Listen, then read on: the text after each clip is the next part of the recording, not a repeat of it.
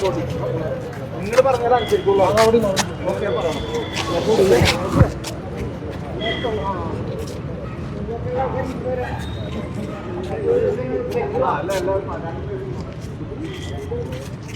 പ്രിയപ്പെട്ടവരെ, നമ്മളെ പരിപാടി ആരംഭിക്കണം. പരിപാടി ആരംഭിക്കുന്നതിന് മുമ്പായിട്ട് നമ്മുടെ മഹാനായ അയ്യങ്കാളിയുടെ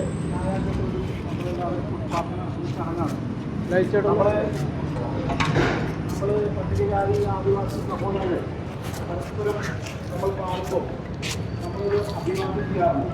ആ അഭിവാദ്യം ജയിക്കുമെന്നാണ്.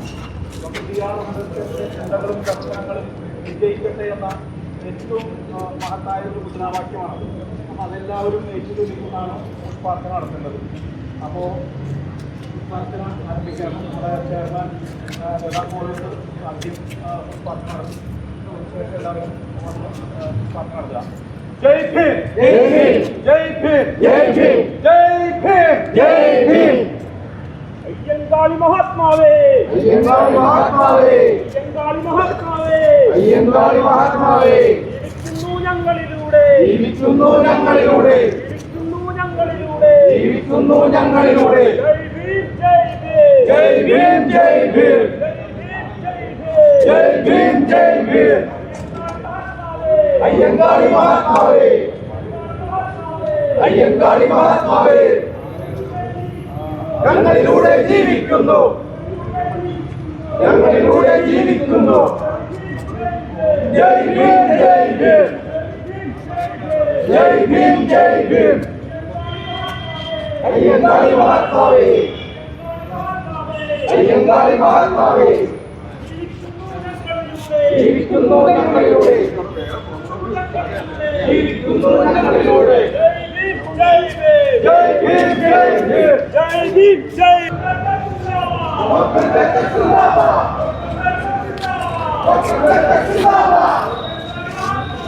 അയ്യങ്കാളി മഹാത്മാവേ, അയ്യങ്കാളി മഹാത്മാവേ. ജീവിക്കുന്നു ഞങ്ങളിലൂടെ. അഭിവാദ്യങ്ങൾ, അഭിവാദ്യങ്ങൾ, അഭിവാദ്യങ്ങൾ, അഭിവാദ്യങ്ങൾ. അയ്യങ്കാളിക്ക് അഭിവാദ്യങ്ങൾ, അംബേദ്കർക്ക് അഭിവാദ്യങ്ങൾ, അംബേദ്കർക്ക് അഭിവാദ്യങ്ങൾ. ജയ് ഭീം, ജയ് ഭീം, ജയ് ഭീം, ജയ് ഭീം. അയ്യങ്കാളി മഹാത്മാവേ, അയ്യങ്കാളി മഹാത്മാവേ. ജീവിക്കുന്നു ഞങ്ങളിലൂടെ. ജയ് ഭീം, ജയ് ഭീം, ജയ് ജയ് ജയ് ജയ് ജയ് ഭീം, ജയ് ജയ് ജയ് ജയ് ജയ് ഭീം.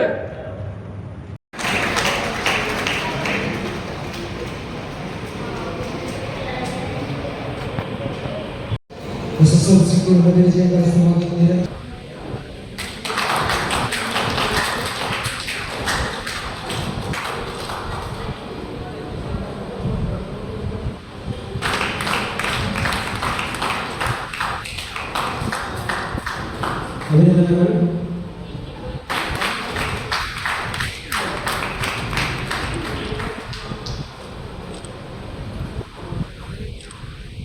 ഓക്കെ,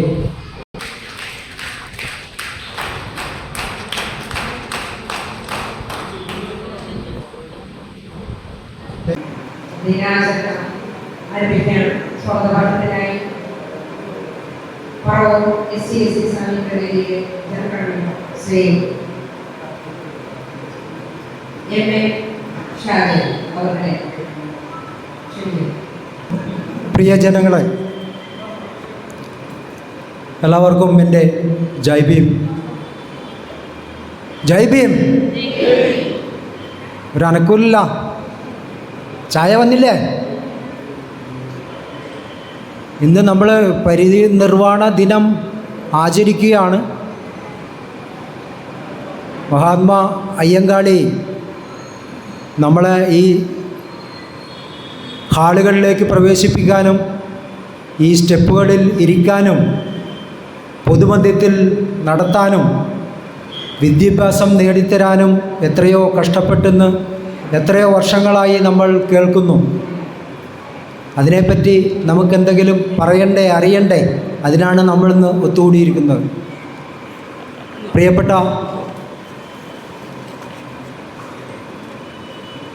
സംയുക്ത വേദിയുടെ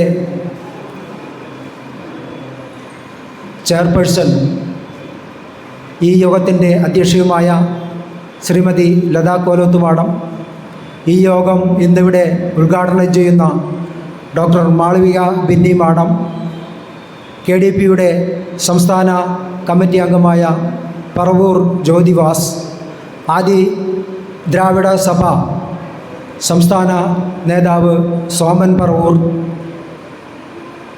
വേട്ടോ മഹാസഭ, കേരള സ്റ്റേറ്റ് വേട്ടോ മഹാസഭ സംസ്ഥാന general secretary Shri K Karunakaran, മറ്റു PK കരുണാകരൻ മറ്റു സമുദായ നേതാക്കളെ, സാമൂഹിക പ്രവർത്തകരെ, പ്രിയപ്പെട്ട രക്തബന്ധുക്കളെ,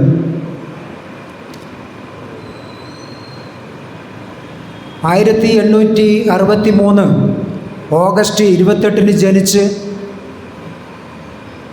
1941 ജൂൺ 18 മൺമറഞ്ഞുപോയ മഹാത്മാ അയ്യങ്കാളിയെ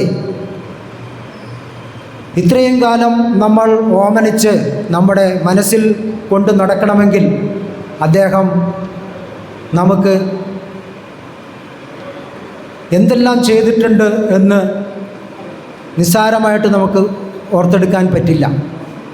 അത്രയേറെ വിഷമങ്ങൾ സഹിച്ച് ഒത്തിരി പ്രതിബന്ധങ്ങൾ തകർത്താണ് അദ്ദേഹം ഈ നാട്ടിലെ ഓരോ പട്ടികജാതി പട്ടികവർഗത്തിൽപ്പെട്ട നമ്മുടെ സഹോദരനും നമ്മുടെ കാരണന്മാർക്കും നമ്മുടെ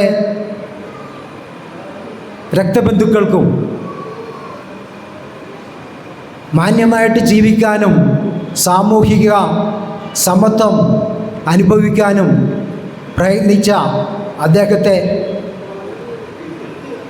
അദ്ദേഹത്തിൻ്റെ ഓർമ്മദിനത്തിൽ അദ്ദേഹത്തിനെ ഓർക്കുക മാത്രമല്ല, നമ്മുടെ നോട്ടീസിൽ പറഞ്ഞ പോലെ നമ്മുടെ ഐക്യവും നമ്മുടെ പുരോഗതിയും നമ്മുടെ സാമ്പത്തിക ഉന്നമനവും അദ്ദേഹത്തിന് സമർപ്പിക്കേണ്ട ഒരു ദിനമാണ് എന്ന് നമ്മളെ ഉത്ബോധിപ്പിച്ചുകൊണ്ട് തന്നെയാണ് ഇന്ന് ഈ സംഘടന ഇവിടെ 85ാം പരിധാരണ ദിനത്തിൻ്റെ നോട്ടീസ് അച്ചടിച്ചിറക്കിയത്. അതിൽ തന്നെ പറയുന്നുണ്ട്, മഹാത്മാ അയ്യങ്കാളി അദ്ദേഹം ചെയ്ത ഏറ്റവും വലിയ വിദ്യാഭ്യാസ വിപ്ലവമാണ് നമ്മളെ കൈപിടിച്ചുയർത്താൻ, നമ്മുടെ പൊതുമധ്യത്തിൽ നാം ഒന്നാണെന്ന് മനസ്സിലാക്കാനും നമ്മളുടെ പൂർവികർ നമുക്ക് വേണ്ടി നേടിത്തന്ന അവകാശങ്ങൾ നമ്മൾ ഇപ്പോഴും താലോലിക്കുവാനും അതിനു വേണ്ടിയിട്ട് പ്രയത്നിച്ചവരെ ഓർമ്മിക്കാനും ഇരിക്കുന്ന ഈ ദിനത്തിൽ, ഈ കാലഘട്ടത്തിൽ നമുക്ക് അനുഭവിക്കേണ്ടി വരുന്ന കഷ്ടപ്പാടുകൾ എല്ലാവർക്കും പറയാതെ തന്നെ എല്ലാവർക്കും അറിയാം. ഇത്രയും വിദ്യാഭ്യാസപരമായും സാമൂഹികപരമായും ഉന്നതിയിലെത്തി നാം അവകാശപ്പെടുന്നു എങ്കിലും എത്രയോ തിരിച്ചടികൾ, എത്രയോ പ്രശ്നങ്ങൾ ദിനം നമ്മൾക്ക് ഏൽക്കേണ്ടി വരുന്നു, നമ്മൾ കൈകാര്യം ചെയ്യേണ്ടി വരുന്നു.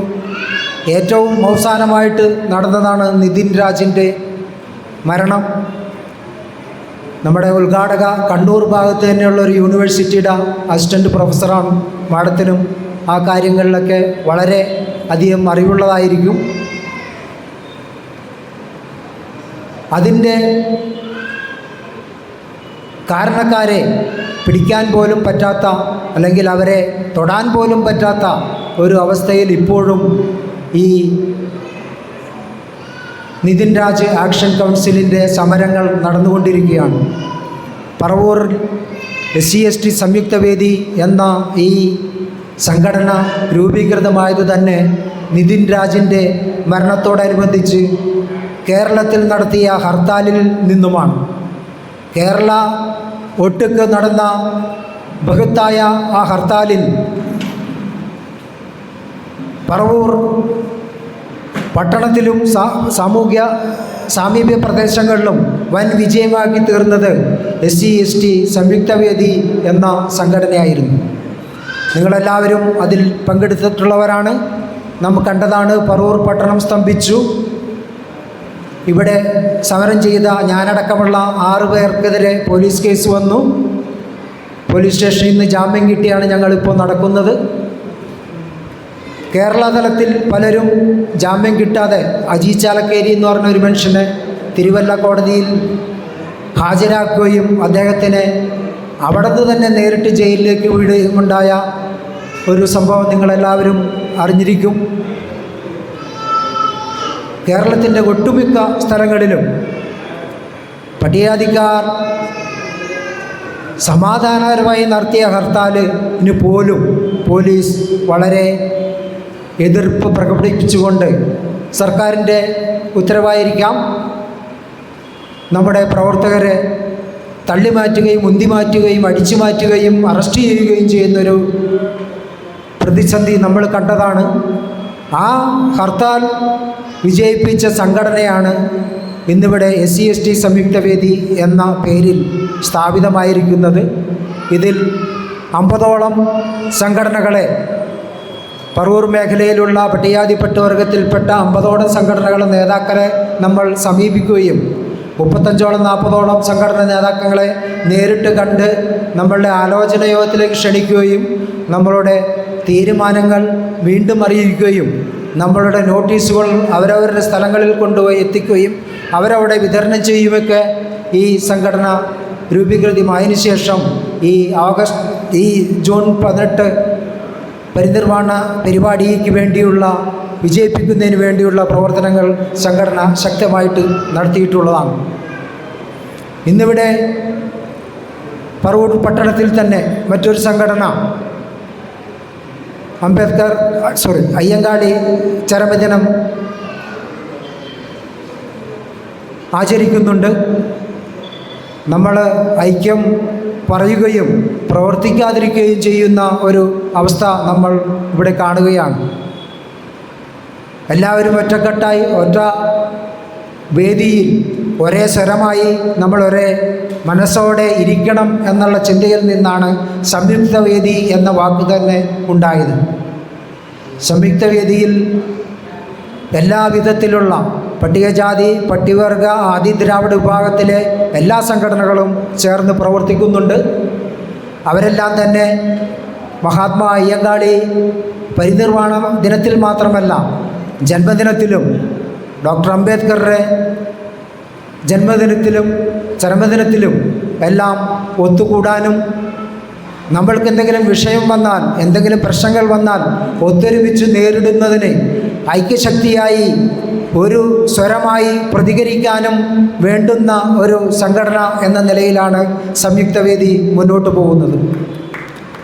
ആ സംയുക്തവേദി ഇന്നിവിടെ ആദ്യമായിട്ട് നടന്ന സംയുക്തവേദി രൂപീകൃതമായിട്ട് 2 മാസമായുള്ളൂ. നമ്മുടെ ഐക്യത്തെ ഒന്ന് അരക്കിട്ടുറപ്പിക്കാനുള്ള ആദ്യ ശ്രമമെന്ന നിലയിലാണ് നമ്മൾ ജൂൺ 18 ഇന്നത്തെ പരിനിർവാണ ദിനം തിരഞ്ഞെടുത്തത്. അതിന് നമ്മളുടെ സഹോദരങ്ങളുടെ എല്ലാവിധ സഹായ സഹകരണങ്ങളും ഉണ്ടായി എന്ന് ഞാൻ ഇത്തരണത്തിൽ ഓർമ്മിപ്പിക്കുകയാണ്. നമ്മൾ ഈ മീറ്റിംഗ് തുടങ്ങുന്നതിന് തൊട്ടു മുമ്പ് തന്നെ central institute of fishing technology എന്ന കേന്ദ്ര സർക്കാർ സ്ഥാപനം ഈ ഹാളിൽ വെച്ച് SC/ST ഉണ്ടായിരുന്നില്ല, SC പട്ടികജാതി വിഭാഗത്തിൽപ്പെട്ട 20ഓളം മത്സ്യത്തൊഴിലാളികൾക്ക് വീശുവല വിതരണം ചെയ്യുന്ന ഒരു ചടങ്ങ് നടത്തുകയുണ്ടായി. അതിൻ്റെ സംഘാടകരും അതിൻ്റെ കോർഡിനേറ്റേഴ്സും എല്ലാം നമ്മുടെ സമുദായത്തിൽപ്പെട്ടവരായിരുന്നു. DICCI Dalit industries and commerce of India ഇവിടെ സബ് സോൺ വൈസ് പ്രസിഡൻ്റായിരുന്ന ശ്രീ PK സുധീറാണ് അതിന് നേതൃത്വം കൊടുത്തത്. അദ്ദേഹം അത് വേറെ സ്ഥലത്ത് നടത്താൻ ഉദ്ദേശിച്ചിരുന്നൊരു കാര്യമാണ്. നമ്മളോട് ഇതിങ്ങനെ, നിങ്ങൾ ഒരു പരിപാടി നടത്തുന്നുണ്ടല്ലോ, ഞങ്ങൾ കുറച്ച് ആളുകളായിട്ട് വരാം, നിങ്ങളുടെ വേദി ഞങ്ങൾക്ക് പങ്കിടണം എന്ന് അഭ്യർത്ഥിച്ചതിൻ്റെ പേരിലാണ് നമ്മുടെ വേദി അവർക്ക് ആദ്യം കൊടുക്കുകയും അവരും കൂടി നമ്മുടെ കൂടെ ഉണ്ടാകുമെന്ന് ഒരു വാക്കും അവരുടേതുണ്ടായിരുന്നു. കുറച്ച് പേരിവിടെ നമ്മുടെ കൂട്ടത്തിൽ ഉണ്ട്. നമ്മുടെ സഹോദരങ്ങൾക്ക് ഫ്രീ ആയിട്ട് ഒരു വലക്കിപ്പോൾ 8,000 മുതൽ 10,000 രൂപ വിലയുണ്ട്. അത് ഫ്രീ ആയിട്ട് കിട്ടുന്നത് അത് കൊടുക്കാനൊരു സൗകര്യം നമ്മൾ ഉണ്ടാക്കി കൊടുത്ത് അത് ഈ സംയുക്ത വേദിയുടെ ഒരു പ്രവർത്തനത്തിൻ്റെ കൂടി ഫലമാണ് എന്ന് ഞാൻ ഇവിടെ പറയാൻ ആഗ്രഹിക്കുകയാണ്.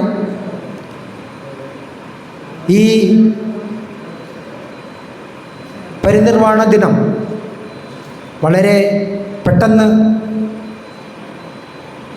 തീരുമാനിച്ച, അല്ലെങ്കിൽ നമ്മുടെ ഹർത്താൽ കഴിഞ്ഞിട്ട് ഹർത്താലിന് ശേഷമുള്ള ഹർത്താലിൻ്റെ ഇവാലുവേഷൻ ടൈമിൽ ഹർത്താൽ എങ്ങനെയായിരുന്നു, ഹർത്താലിൻ്റെ കാര്യങ്ങൾ ചർച്ച ചെയ്ത് ഇനി നമ്മൾ എന്തൊക്കെ തീരുമാനങ്ങൾ എടുക്കണം. ഇപ്പോഴും ഇതിന് നീതി കിട്ടിയിട്ടില്ല. നീതി കിട്ടുന്നതുവരെ സമരം ചെയ്യേണ്ടി വരും.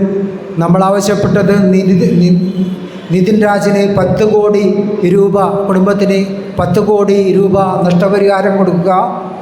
നിതിൻ രാജിൻ്റെ കുടുംബത്തിലെ ആർക്കെങ്കിലും സർക്കാർ തൊഴിൽ കൊടുക്കുക. നിതിൻ രാജിൻ്റെ ഘാതകരെ അല്ലെങ്കിൽ നിതിൻ രാജിൻ്റെ മരണത്തിന് ഉത്തരവാദികളായവരെ എത്രയും പെട്ടെന്ന് അറസ്റ്റ് ചെയ്യുക തുടങ്ങിയ മുദ്രാവാക്യങ്ങളായിരുന്നു നിതിൻ രാജിൻ്റെ ഹർത്താലുമായിട്ട് നമ്മൾ മുന്നോട്ട് വച്ചത്. അതൊന്നും ഇതുവരെ നടപ്പായിട്ടില്ല. അതുകൊണ്ട് നിതിൻ രാജ് ആക്ഷൻ കൗൺസിൽ പിരിച്ചുവിടാതെ തന്നെ അത് നിലനിർത്തിക്കൊണ്ട് സംയുക്ത വേദി എന്ന പേരിൽ നമ്മൾ ഐക്യപ്പെട്ട് നിൽക്കുകയാണെങ്കിൽ നിതിൻ രാജിൻ്റെ വിഷയം വീണ്ടും നമ്മൾ സമരത്തിലേക്ക് ഇറങ്ങുമ്പോൾ ഈ ഐക്യവേദിയുടെ സഹായത്തിലൂടെ ചെയ്യാം എന്നുള്ള ചിന്തയിലാണ് ഈ ഐക്യം കെട്ടിപ്പടുത്തത്. ഈ പരിനിർവാണ ദിന പരിപാടിയിലേക്ക് സ്വമനസ്സായി എത്തിച്ചേർന്ന എല്ലാവരെയും സ്വാഗതം ചെയ്യുക എന്നതാണ് എൻ്റെ ഉത്തരവാദിത്വം. ഈ കൂട്ടായ്മ ഉണ്ടാക്കാനും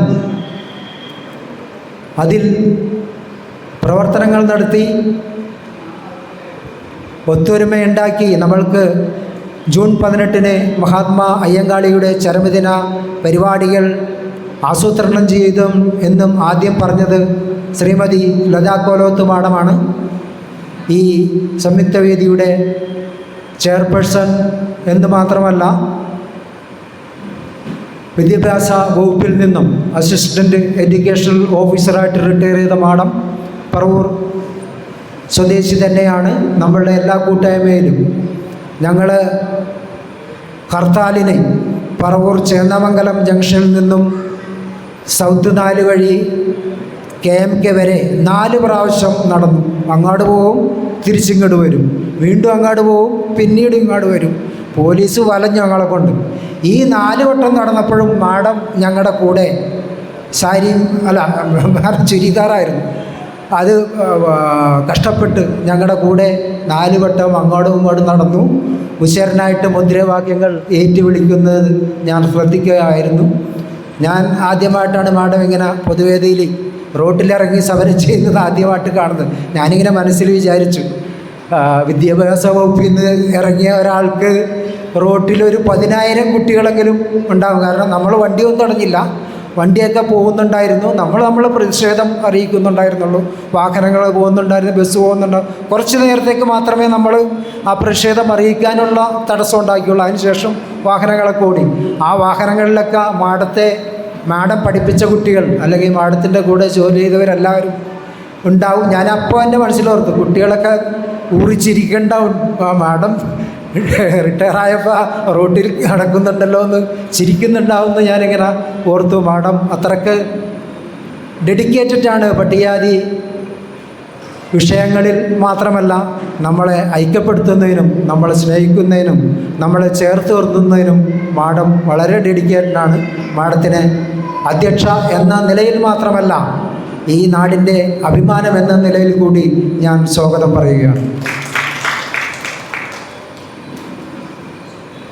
നമ്മുടെ ഇന്നത്തെ പരിനിർവാണ ദിന പരിപാടികൾ ഔദ്യോഗികമായിട്ട് ഉദ്ഘാടനം ചെയ്യുന്നത് ഡോക്ടർ മാളവിക ബിന്നി, നിങ്ങൾ എല്ലാവർക്കും അറിയാവുന്നതാണ്. സോഷ്യൽ മീഡിയ തുറന്നാൽ മാഡത്തിൻ്റെ പ്രഭാഷണങ്ങൾ, പ്രസംഗങ്ങൾ എല്ലാവരും കേട്ടിട്ടുണ്ടാവും. മാഡം തൃപ്പൂണിത്തുറ താമസിക്കുകയാണെങ്കിലും നമ്മുടെ നാട്ടിലാണ് കല്യാണം കഴിച്ചു വന്നിരിക്കുന്ന മൂത്തുവത്താണ് മാഡത്തിൻ്റെ നാട്. മാഡം അപ്പോൾ പറവൂർക്കാരിയായിട്ട് നമുക്ക് അഭിമാനിക്കാം. ലതാ കോലത്ത് മാഡം ഒരു ലോക്കൽ കോളിലാണ് ബിന്നി മാഡത്തിനെ കണ്ണൂർ യൂണിവേഴ്സിറ്റിയിൽ അസിസ്റ്റൻ്റ് പ്രൊഫസറായിട്ട് ജോലി ചെയ്യുന്ന ബിന്നി മാഡത്തിനെ ഒരു മൊബൈൽ കോളിൻ്റെ ബലത്തിലാണ് നമ്മളുടെ ഈ വേദിയിലേക്ക് എത്തിച്ചിരിക്കുന്നത്. മാഡം പട്ടികവർഗക്കാരുടെ വിഷയങ്ങളിൽ പലപ്പോഴും സംസാരിക്കുന്ന ഞാൻ സോഷ്യൽ മീഡിയയിൽ കണ്ടിട്ടുണ്ട്. മാഡത്തിനെ പറ്റി പറയുമ്പോൾ ജർമ്മനിയിലെ ഹോംബർട്ട് സർവകലാശാലയിലെ 1 കോടി രൂപയുടെ ഹെറിറ്റേജ് സ്കോളർഷിപ്പ് ലോകത്തിൽ 10 പേർക്ക് കിട്ടിയതിൽ നേടിയ ഒരാൾ ഇന്ത്യയിൽ നിന്നും മാഡമാണ്. മാഡത്തിന് ഹർഷാരവത്തോടെ നമ്മൾ സ്വീകരിക്കുക മാത്രമല്ല, നമ്മുടെ മനസ്സോടെ നമ്മുടെ സഹോദരി നമ്മൾക്ക് എപ്പോഴും കൂടെ നിൽക്കുന്നയാൾ, നമ്മൾക്ക് വേണ്ടി സംസാരിക്കുന്നയാൾ, നമ്മളെ ചേർത്ത് നിർത്തുന്നയാൾ എന്ന നിലയിൽ നമ്മളെപ്പോഴും മാഡത്തെ ഓർക്കും. മാഡത്തിന് ഇവിടെ വന്ന് ഞങ്ങളെപ്പോലുള്ളവരെ കാണുകയും ഞങ്ങളെ ചേർത്ത് നിർത്തുകയും ഞങ്ങളോട് സംഭാഷണം ചെയ്യാനും മനസ്സ് കാണിച്ച നല്ലൊരു മനസ്സിനുടമയായ ബിന്നി മാഡത്തെ ആത്മാർത്ഥമായി ഈ വേദിയിലേക്ക് സ്വാഗതം ചെയ്യുന്നു.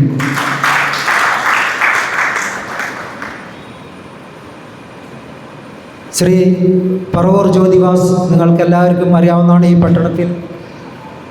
ഈ പട്ടണത്തിൽ തന്നെ ജീവിക്കുന്ന ആൾ KDPയുടെ സംസ്ഥാന കമ്മിറ്റി അംഗമാണ്. വെൽഫെയർ പാർട്ടിയുടെ സംസ്ഥാന നേതാവാണ്. FITU federation of Indian trade union എന്ന വെൽഫെയർ പാർട്ടിയുടെ ട്രേഡ് സംഘടനയുടെ സംസ്ഥാന പ്രസിഡൻ്റാണ്. ശ്രീ ജ്യോതിവാസിനെ ഈ മീറ്റിങ്ങിലേക്ക് ഹാർദവമായി സ്വാഗതം ചെയ്യുന്നു. ശ്രീ സോമൻ പറവൂർ, അദ്ദേഹത്തിന് നിങ്ങളെല്ലാവർക്കും എല്ലായ്പ്പോഴും കാണാവുന്നതാണ്. അദ്ദേഹം എല്ലായ്പ്പോഴും പറവൂർ ടൗണിലുണ്ടാവും. എൻ്റെ ഒപ്പം തന്നെ ജ്യോതിവാസും ഞാനും ശ്രീ സോമനും ഒക്കെ ആയിരുന്നു പോലീസ് സ്റ്റേഷനിൽ കയറേണ്ടി വന്നത് ഹർത്താൽ പ്രമാണിച്ച്. സോമനും ഞങ്ങളുടെ കൂടെ ഹർത്താൽ പ്രതിയാണ്. സോമൻ ആദി ദ്രാവിഡ മഹാസഭയുടെ സംസ്ഥാന നേതാവാണ്. എല്ലാ വിഷയങ്ങളിലും പടിയാധികാരുടെ ഒരു ചെറിയൊരു വിഷയം കണ്ടാൽ പോലും അതിനെപ്പോഴും പ്രതികരിക്കുകയും സർക്കാർ ഓഫീസുകളിൽ പോയി നിരാഹാരം വരെ കിടക്കാനും തയ്യാറാവുന്ന ശ്രീ സോമൻ പറവൂരിനെ ഈ സംഘടനയുടെ പേരിലും എൻ്റെ വ്യക്തിപരമായ പേരിലും ഈ സമ്മേളനത്തിലേക്ക് ഹാർദവമായി സ്വാഗതം ചെയ്യുന്നു. ശ്രീ PK കരുണാകരൻ, അദ്ദേഹം ഞാൻ നോട്ടീസും കൊണ്ട് അദ്ദേഹത്തിൻ്റെ വീട്ടിലേക്ക് ചെല്ലാം, അല്ലെങ്കിൽ അദ്ദേഹം അവൈലബിളായുള്ള സ്ഥലത്തേക്ക് ചെല്ലാമെന്ന് പറഞ്ഞപ്പോൾ അദ്ദേഹം പറഞ്ഞത് വരണ്ട, ഞാൻ സോഷ്യൽ മീഡിയയിൽ നോട്ടീസ് കണ്ടു, ഇനി എന്നെ വന്ന് കണ്ട് വിളിക്കേണ്ട കാര്യമില്ല, ഞാൻ എത്തിയിരിക്കും. അദ്ദേഹം കുഴിപ്പള്ളി സ്വദേശിയാണ്. കേരള സ്റ്റേറ്റ് വേട്ടു മഹാസഭയുടെ സംസ്ഥാന ജനറൽ സെക്രട്ടറിയാണ്. കുഴിപ്പള്ളിയിൽ ഞാൻ ഇടയ്ക്ക് സമരത്തിന് പോകുന്ന ഒരു പള്ളത്താംകുളകര വളവിൽ എല്ലാ ദിവസവും 635 ദിവസത്തേക്കുള്ള സമരം സ്ഥിരമായിട്ട് നടക്കുന്ന ഒരു സമരപ്പന്തലുണ്ട്. ആ സമരപ്പന്തലിൻ്റെ അടുത്ത് അദ്ദേഹത്തിന് ഞാൻ കണ്ടിട്ടുണ്ട്.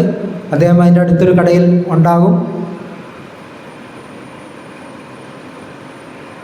ഞാൻ നേരിട്ട് ചെല്ലാമെന്ന് പറഞ്ഞിട്ട് അദ്ദേഹം എന്നോട് പറഞ്ഞു, വേണ്ട, ഞാൻ എത്തുകയാണ്, ഞാൻ എത്തിക്കോളാം എന്ന് പറഞ്ഞു. അദ്ദേഹത്തിൻ്റെ സഭയെയും അദ്ദേഹത്തിൻ്റെ കൂട്ടത്തെയും നമ്മളോട് ചേർത്ത് നിർത്തുകയാണ്. അദ്ദേഹത്തിൻ്റെ ഈ വേദിയിലേക്ക് ഹാർദമായി സ്വാഗതം ചെയ്യുന്നു. ശ്രീ ശശാങ്കൻ, അദ്ദേഹം മന്നത്തുകാരനാണ്. നമ്മുടെ എല്ലാ കൂട്ടായ്മയിലും അദ്ദേഹം പങ്കെടുക്കുന്നുണ്ട്. മഹാത്മാ പുലയ മഹാസഭ കരീപ്പറമ്പാണ് അവരുടെ പ്രോപ്പർ സ്ഥലം. കരീപ്പറമ്പിലാണ് നമ്മളുടെ ഒരു കൂട്ടായ്മയുടെ വലിയൊരു ആധിക്യമുള്ളത്. ആ കരീപ്പറമ്പ് മന്നത്തിനടുത്തുള്ള കരീപ്പറമ്പിൽ നിന്ന് ഒത്തിരി പേര് ഇവിടെ ഈ മീറ്റിങ്ങിൽ പങ്കെടുക്കുന്നുണ്ട്. നമ്മുടെ ഇതിനു മുമ്പ് നടന്ന ഹർത്താലിലും മറ്റു പരിപാടികളിലും എല്ലാം അവരുടെ സജീവ സാന്നിധ്യം ഉണ്ടായിരുന്നു. കരീപ്പറമ്പിൽ നിന്ന് വന്ന എല്ലാവർക്കും കൂടാതെ അതിൻ്റെ നേതാവ് ശശാങ്കനും ഈ വേദിയിലേക്ക് ഹാർദവമായി സ്വാഗതം പറയാം.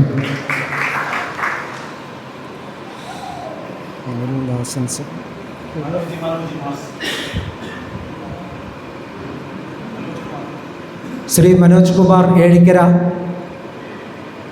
മാസ് എന്ന സംഘടനയുടെ ഏഴിക്കര സെക്രട്ടറിയാണ്. അദ്ദേഹം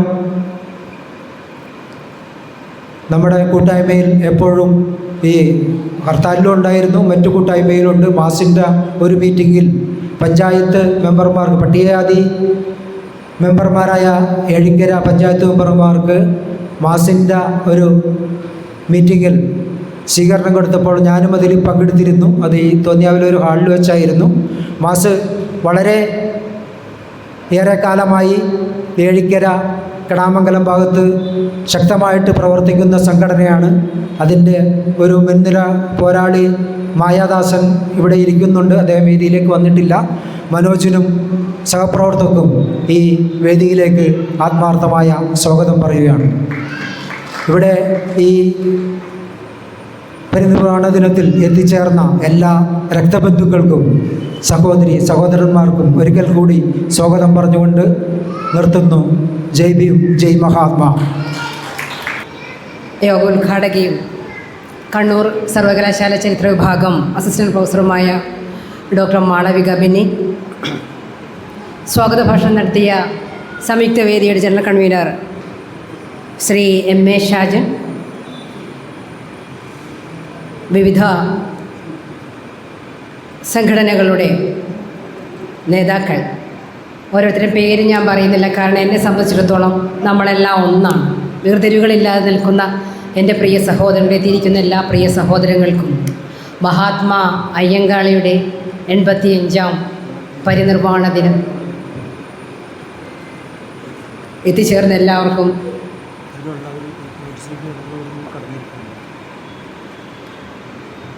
ഒരു അഭ്യർത്ഥനയാണ്. ഈ നോട്ടീസിലുള്ള എല്ലാ സംഘടനാ നേതാക്കളും ഈ വേദിയിലേക്ക് കടന്നിരിക്കാനായിട്ട് അഭ്യർത്ഥിക്കുകയാണ്.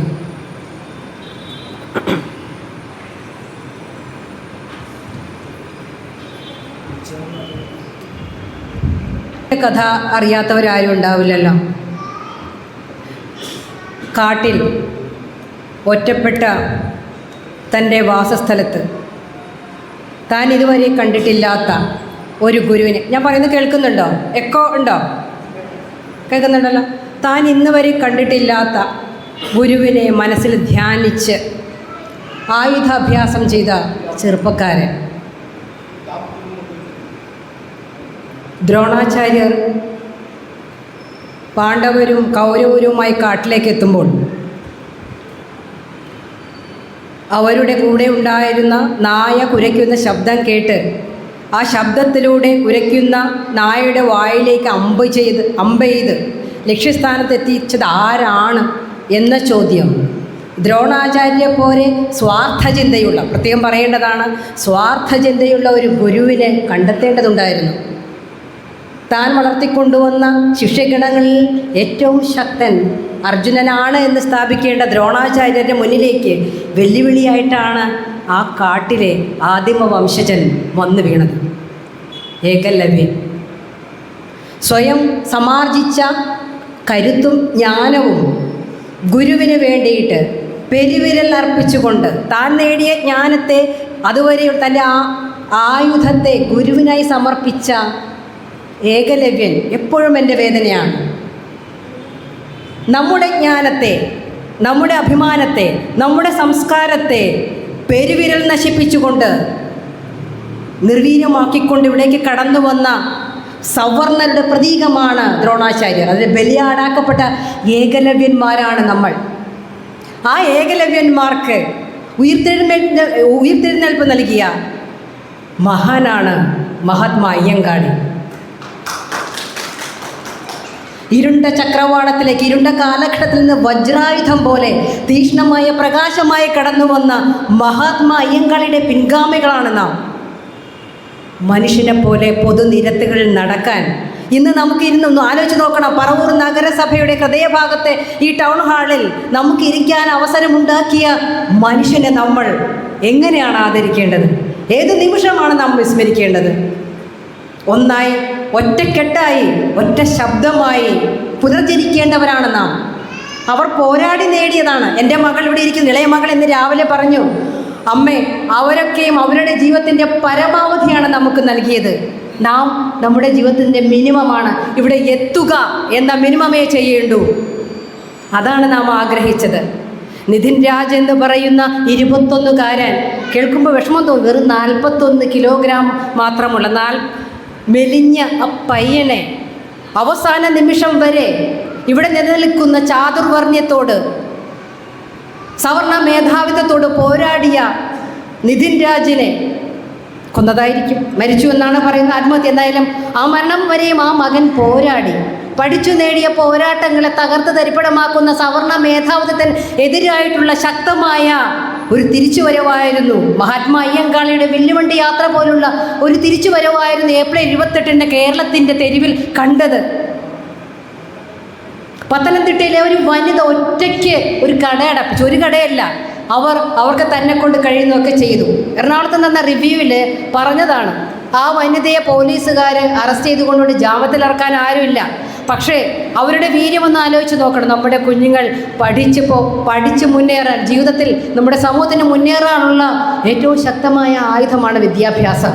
അത് തകർത്തുകൊണ്ട് ഒരു സമൂഹത്തെ വീണ്ടും പഴയ പിന്നാമ്പുറങ്ങളിലേക്ക് തിരിച്ചോടിക്കാനുള്ള ആസൂത്രിതമായ നീക്കത്തെയാണ് നാം ഏപ്രിൽ 28 നേരിട്ടത്. ആ ഒരു ശക്തിയാണ്, ആ ഒരു ഊർജമാണ് ഇങ്ങനെ ഒരു സംഘടന രൂപം കൊള്ളണമെന്നും ആ ഊർജത്തെ പിടിച്ചു നിർത്തണമെന്നും ആ സ്നേഹസമ്പന്നതയും ആ കരുത്തും സൂക്ഷിക്കണമെന്നും നമ്മുടെ മനസ്സിലുണ്ടാക്കിയത്. അതുകൊണ്ടാണ് തൊട്ടടുത്ത ദിവസം വന്ന ഈ സ്മൃതി ദിനം, അയ്യങ്കാളിയുടെ സ്മൃതി ദിനം നാം ഒന്നിച്ചു ചേർന്ന് ചെയ്യണമെന്നും ചിന്തിച്ചത്. നമ്മുടെ ജനങ്ങൾ, നമ്മുടെ രക്തം, നമ്മുടെ ഹൃദയം എന്നെപ്പോഴും ചിന്തിക്കാൻ നമ്മുടെ കുഞ്ഞുങ്ങളെ പ്രേരിപ്പിച്ചുകൊണ്ട് നമ്മളെ മുന്നോട്ട് നയിച്ച മഹാത്മാ അയ്യങ്കാളി 1907 അദ്ദേഹം ഇവിടെ ഒരു സമരം 1.5 വർഷക്കാലം നീണ്ടുനിന്ന സമരത്തിൽ, ഇന്ന് പലരും അതൊരു കാർഷിക സമരമായിട്ടാണ് അവതരിപ്പിക്കുന്നത്.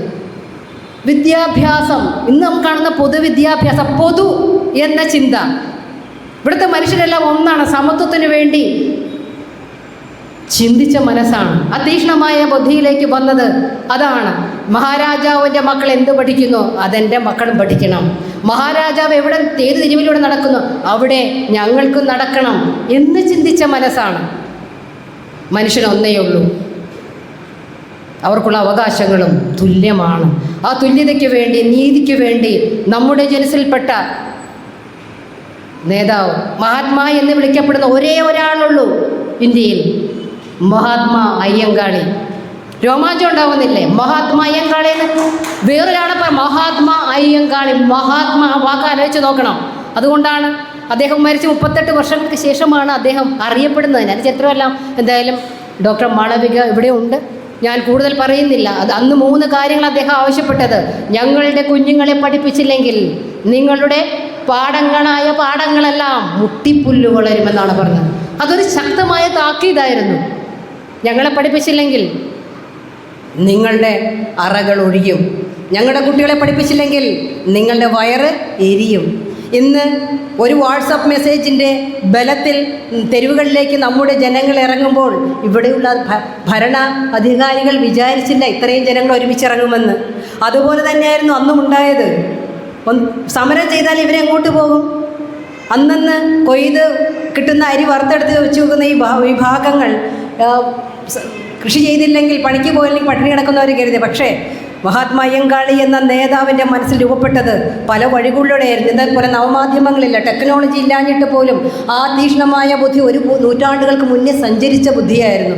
അദ്ദേഹം നമ്മുടെ മക്കളുടെ പട്ടിണിയും ദാരിദ്ര്യവും എങ്ങനെ ആയിരിക്കും എന്ന് ചിന്തിച്ചുകൊണ്ടാണ് മത്സ്യബന്ധനത്തിന് വേണ്ടി ഷായ് സാറ് പറഞ്ഞു മത്സ്യബന്ധനത്തിന് പരിശീലിപ്പിച്ചു. പട്ടിണി കിടക്കുമ്പോൾ എന്തെങ്കിലും മാർഗം വേണ്ടേ കഴിക്കാൻ.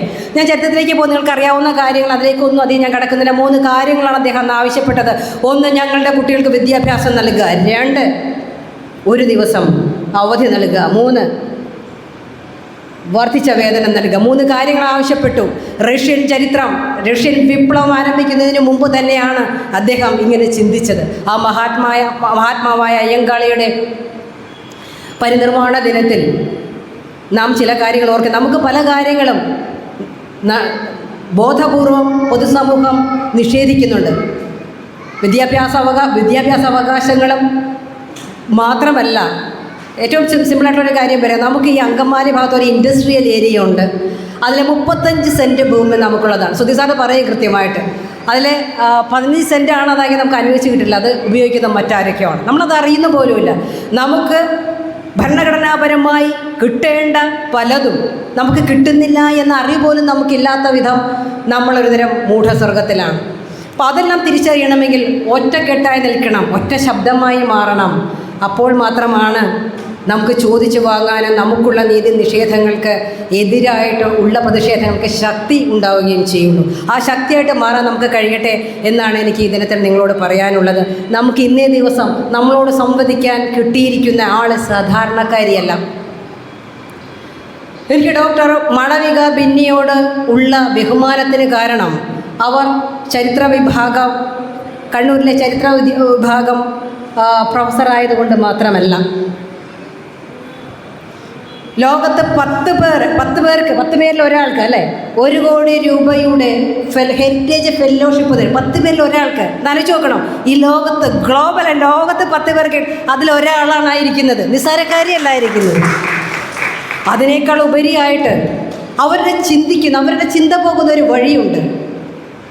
ഈ ചുറ്റും നടക്കുന്ന അസമത്വങ്ങൾക്കെതിരായിട്ട് അവരൊരു ചരിത്ര അധ്യാപിക ആയതുകൊണ്ടല്ല, ഒരു പട്ടികജാതി വനിതയായതുകൊണ്ടല്ല, അവരുടെ ചിന്ത പോകുന്നത് എല്ലാ അസമത്വങ്ങൾക്കും എതിരായാണ്. ആ നാവ് അതിശക്തമാണ്. നമുക്ക് വേണ്ടി സംസാരിക്കാൻ കഴിയുന്നു ഏതു കാര്യത്തിലും ആ വേറിട്ട ചിന്തയാണ്. ആ വേറിട്ട ചിന്തകൾ നമ്മളിലേക്ക് എത്തിക്കാനായിട്ട് അതിമനോഹരമായ ഭാഷയുണ്ട്. ഇംഗ്ലീഷും മലയാളവും ഹിന്ദിയും തമിഴും എത്ര മനോഹരമായിട്ടാണ് സംസാരിക്കുന്നത്.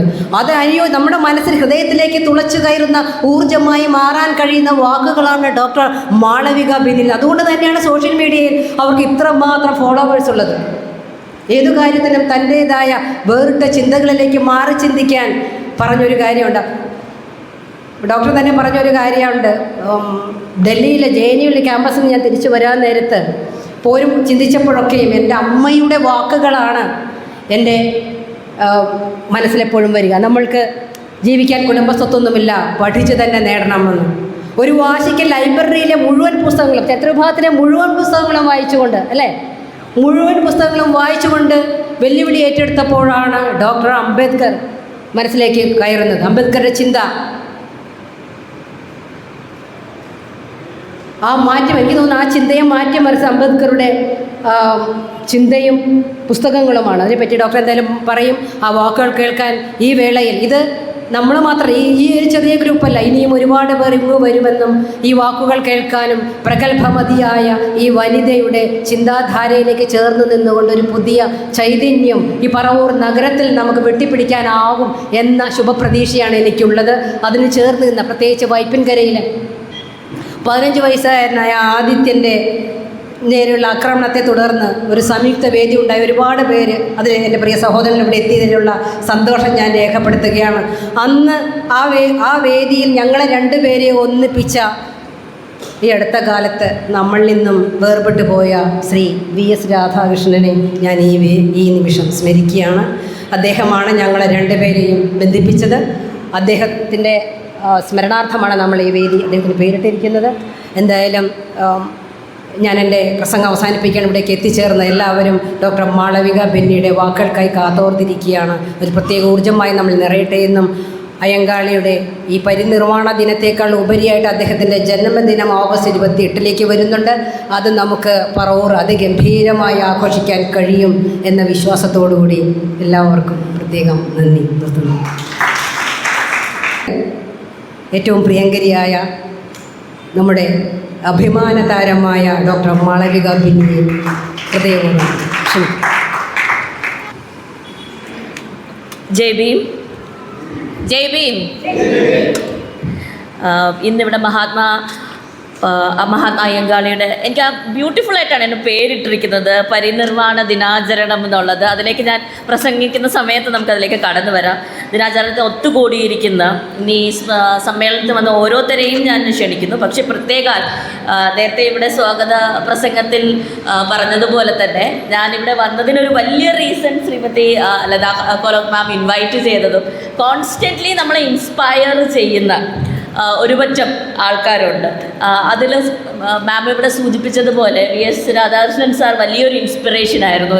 ഏത് പത്രത്തിലൊരു ലേഖനം വന്നാലും ഒരു വീഡിയോ വന്നാലും അതിൻ്റെ താഴെ കുറിപ്പിടുകയും എനിക്ക് പേഴ്സണലി മെസ്സേജ് ചെയ്യുകയും അദ്ദേഹത്തിനെ വലിയ രീതിയിൽ ഈ ഒരു വേദിയിൽ ഞാൻ മിസ് ചെയ്യുന്നുണ്ട്. അദ്ദേഹത്തിൻ്റെ ഓർമ്മകൾക്ക് മുന്നിൽ നമ്രശിരസ്കിയായി നിന്നുകൊണ്ട് തന്നെയാണ് ഈ പ്രസംഗം പറയുന്നത്.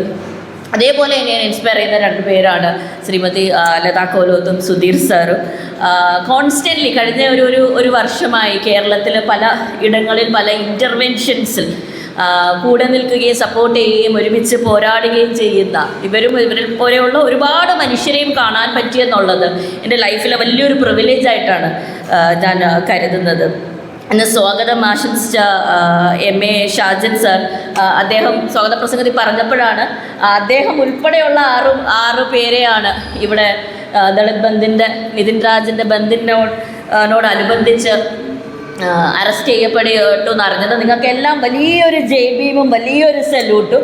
നാളെ ഞങ്ങളെപ്പോലെയുള്ള ചരിത്രകാർ ഈ കേരളത്തിൻ്റെ ചരിത്രം എഴുതുമ്പോൾ, ഇവിടുത്തെ ദളിത് ബഹുജൻ ആദിവാസി മുന്നേറ്റത്തിൻ്റെ ചരിത്രം എഴുതുമ്പോൾ നിങ്ങളുടെ പേരുകളെല്ലാം അതിൽ രേഖപ്പെടും എന്നുള്ളതും കൂടെ ഓർമ്മിപ്പിച്ചുകൊണ്ട് ആണ് ഞാൻ ോടുള്ള നന്ദി പറയുന്നത്.